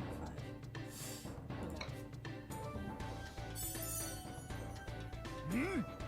Chat, don't arrest me. Please don't. Love that of him. Yeah. In the stage show Hakata too, like, okay. So here's the triple decker moe. In the stage show version of Token Rambu, Hashikiri is the first one that the person summoned. The Saniwa in Token Ran stage summoned, and so Hakata got summoned before Nihongo. So Hakata is he considers himself like and it's because the actor who plays Hakata in the stage show is actually kind of tall. He carries himself like more like an adult or anything like that, and he's older, quote unquote, because he's been summoned before Nihongo. Nihongo came last, and he calls Hashikiri senpai. It's amazing. But Hakata, because he's part of Kurotagumi, because they were all affiliates of that family that was under Nobunaga. This is some deep nerd shit, chat, but Hamo understands. Hamo understands where I'm coming from. This is some deep nerd shit, where Hakata is tries to mimic Nihongo, and so in the stage play he's drinking a lot and being more like trying to like mimic Nihongo's accent, and it's really, really cute. It's so cute. Yes. You have to absolutely watch the stage plays Omake with Nihongo, the drinking party special, which you can find online, and I will not say where because you can definitely find it if you search for it in Japanese and a certain website. But it's really good. やっぱクロム組最高ですよね。本当ですよね。Okay. 1, 2, 3, 4, 5. Okay. I think my friend definitely knows where I can see that lol. Yeah, we know. For anybody who will think about hiring me in the future, you will not hire me in the future. This is the joke. Thank you very much. Ojamashimashita. 商売は情報 Yep. 戦も商売も草原変わらん 押し切るよう狙って The Nihongo side story play is like really cute too because the reason why my favorite sword Nihongo, my man Nihongo, is a drunk uncle Lush from the Kurogami. And he's one of the 3 treasures of Japan. And so the reason why he's drunk all the time is because what happened is back in the Warring States era is that a retainer of Nobunaga decided to have a drinking contest with a retainer of the Kurogami clan, which is another clan that was loyal to Nobunaga. And they were like, yeah, we'll drink. What's up? We'll play Uno. And the night went on, and the dude from the Nobunaga clan was losing real badly, and he was the dude who was in charge of the weapons closet essentially, and he was just like, fuck, I'm out of money. I'm gonna bet swords. My boss will not care. Liar. His boss did care. The retainer from the Nobunaga clan got pissed drunk and decided to wager one of the 3 national treasures of Japan off, or 5 national treasures of Japan. Yes. Hi. One of the 5 national treasures of Japan off. The Tengo Gomen. Tengo Gomen, aka the historical artifacts that are weapons that are considered like, you know, the weapons. It's essentially like wagering Excalibur in order to like play pachinko. You know, like what? So he had Nihongo, which was considered Nihongo is considered the spear, and because his name is like that, I think he's considered to be like one of the major spears who created quotation marks. No. Yeah, no. Nihongo is one of the national treasures of Japan, and the dude put him up essentially as like insurance in a drinking contest that he did not win. He lost handily, and the super drunk guy from the drunk functional guy from the Kuroda clan got him. And the reason why Nihongo is dressed in janitor gear and is drunk all the time is because he was literally kept in a closet. They were just like, yeah, we have one of the national treasures of this nation, and we're not gonna do fuck with him, and we're gonna stick him in a closet because like the dude who won him is like a drunk lush. But Tokunranbu built off of that, where it's like, yeah, he's drunk because he was a part of like Nobunaga's retinue when he was like a Wakizashi, and then he was like melted down and then reforged to be like a Yari spear, and then like reforged again, and his whole thing is that he's carried back, and this is some real nerd weapon shit that only I care about, and this is like the deep lore. And if you're still watching my stream, I commend you. Okay. I think my friend definitely knows where I can see that little lowest one does. Yeah. Thank you, everybody, by the way, for watching this mess of a stream. All 7 of you.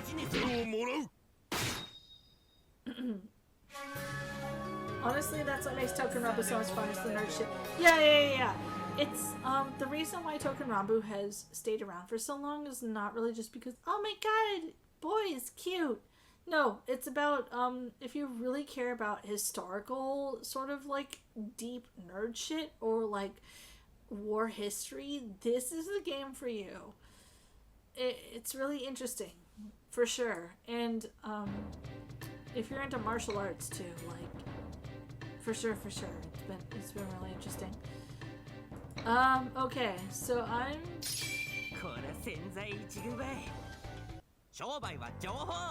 I've definitely procrastinated on this map. So what I'm gonna do is I'm gonna do like one more map run, and I'm gonna call it for tonight. Because I did plan something with like actually friends of mine. So yes. 戦で褒められても微妙じゃな。Hamakin. Yeah. Thank you everybody who stuck around for my super blasted ramblings at this point. We're gonna do one more run of a map, and then afterwards we're gonna call it for tonight. Yeah.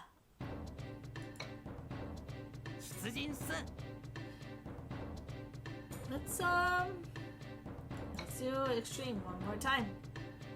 And then we'll open treasure chests after this. Yes. Yes, let's do it.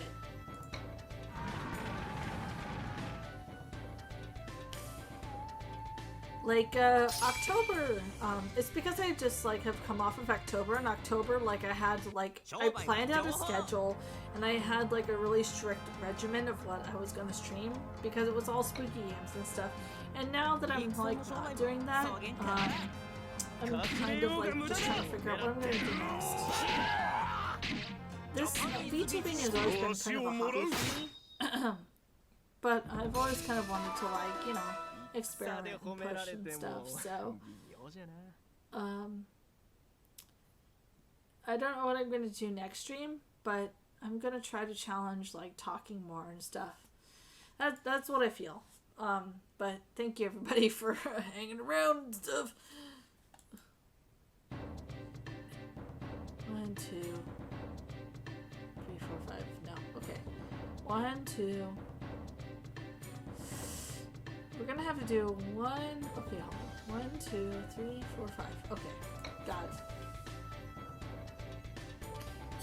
I've collaborated with. I do want to collaborate with more people too. I've collaborated with some other people who are outside of the VTubing community, and I actually kind of like that. It's been interesting, for sure. But I haven't actually collaborated or really interacted with my fellow VTubers, aside from maybe 1 or 2. So in the future, maybe I do want to do that as well. I definitely want to do more like Toku-based streams as well. Speculating on this though, where I don't really have a plan though, it's probably not, you know, the best thing, but, Anyway, 1, 2, 3, 4, 5.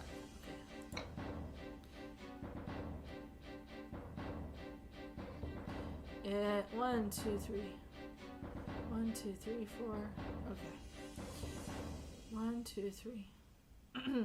Or we're gonna just have to move 3 spaces.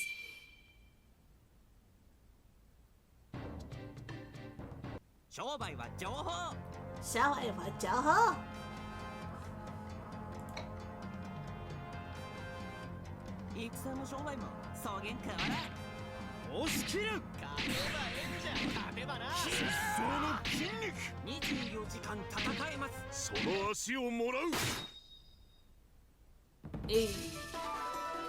勝ち負けはサジである。己が何を得られたかこそ重要である。Okay. そうですね。1, 2, 3, 4. Okay.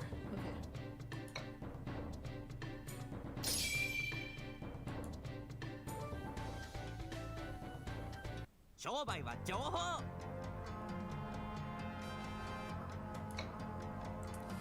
Chat, I know that everyone's like lurking. I don't like want to force it. We're just chilling. How y'all doing, chat? How y'all doing? 願い通りの結果か?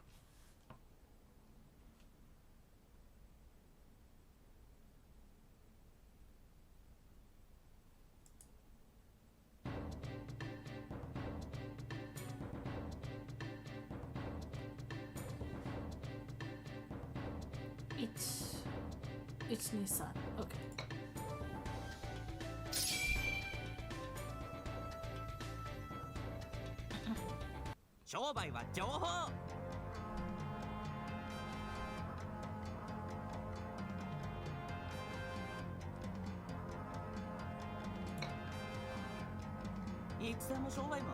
限変わらん押し切るよう狙ってるジャパニーズビジネスその足をもらう Business 俺 man. の刃は防げない主命を果たしたまでのことです。 Oh, good job, Hishikiri. Yes, yes. Please, strength, eat all the food you can, so that when Nihongo comes home on this account, you'll be ready.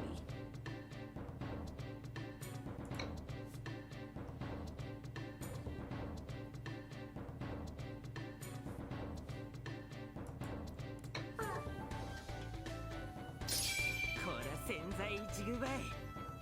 商売は情報 I think this might be the 戦も last 商売 one. も草原変わらん押し切る銃は剣より強し。ジャパニーズビジネス手をもらう Yahoy! 差で褒められても Cool. Cool, we've got keys. Okay.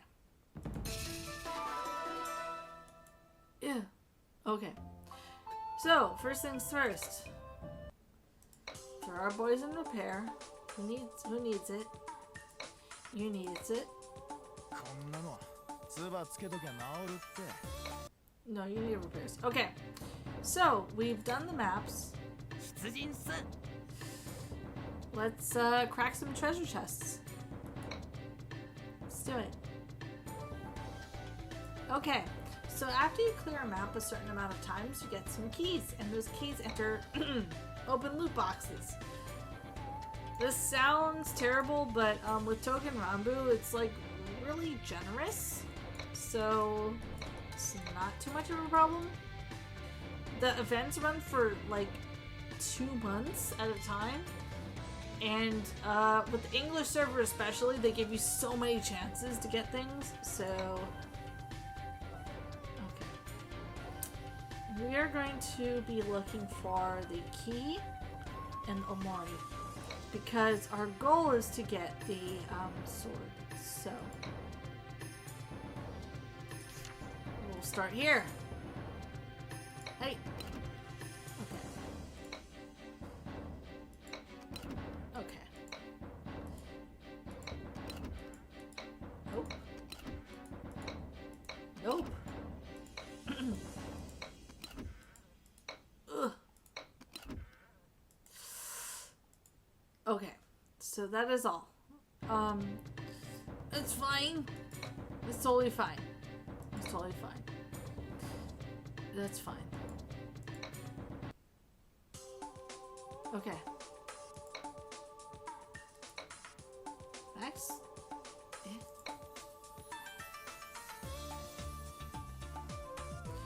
Yeah. We gotta feed some dudes to some dudes. Okay.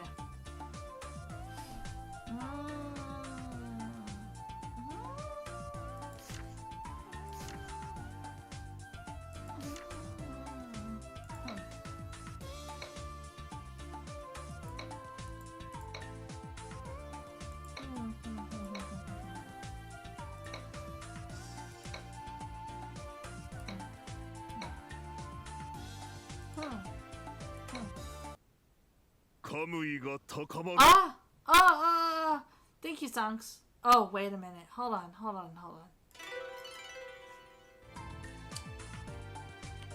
Hey, Zongs. Hey,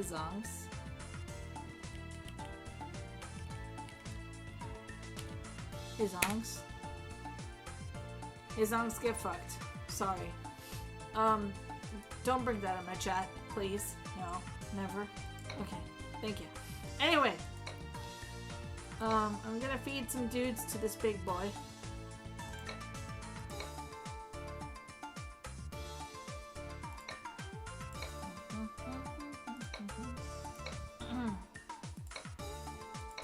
Yesha.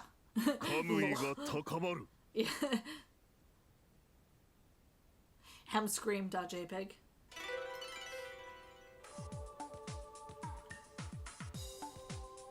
Alright.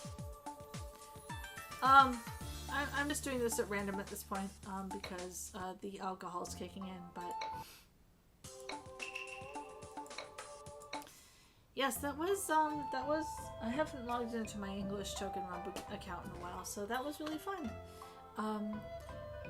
Yes, I have gone over time, so I'm going to call it now.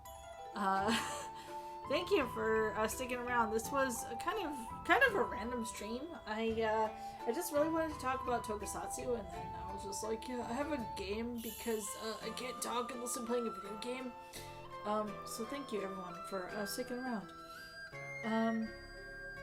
Next week I don't really have a plan on what to do. Neat. It was fun. Hey, thank you. Yeah. Next week. You know, okay, so next week I don't really have anything planned, so I might talk more, I might play a game, who knows. I'm still trying to, like, get good at just talking. That's something I want to challenge in the future, like, my actual real job, I talk a lot, and, you know, everything else, so like just talking for my hobby is kind of a little awkward, but I think I want to challenge it. I think I want to challenge trying just talking more. Maybe next week I'll just try to talk more, and if you guys are okay with me just talking, then yeah. Let's talk about Tokusatsu a lot. Yes, that's what I want to do. I want to talk about Tokusatsu a lot more, for sure. But thank you so much for hanging around and sticking around for my super sloppy Tokusatsu, my super sloppy Tokusatsu live PowerPoint and this Token Rambu stream. And let's figure out who to raid. And I say as I knock over things. Oh, thank you, Beluga Chop. Also, thank you everybody who was a first-time chatter to come into my streams. For sure. So desu. Oh, perfect! I know somebody who is streaming right now. So I'm gonna end it here. I'm gonna send you to my good friend Zalora, who is playing Potion Craft right now. Everybody, please, please, check her out. Yell raid. Give all your love to Zal, and yeah, that's it for tonight. I'll see ya.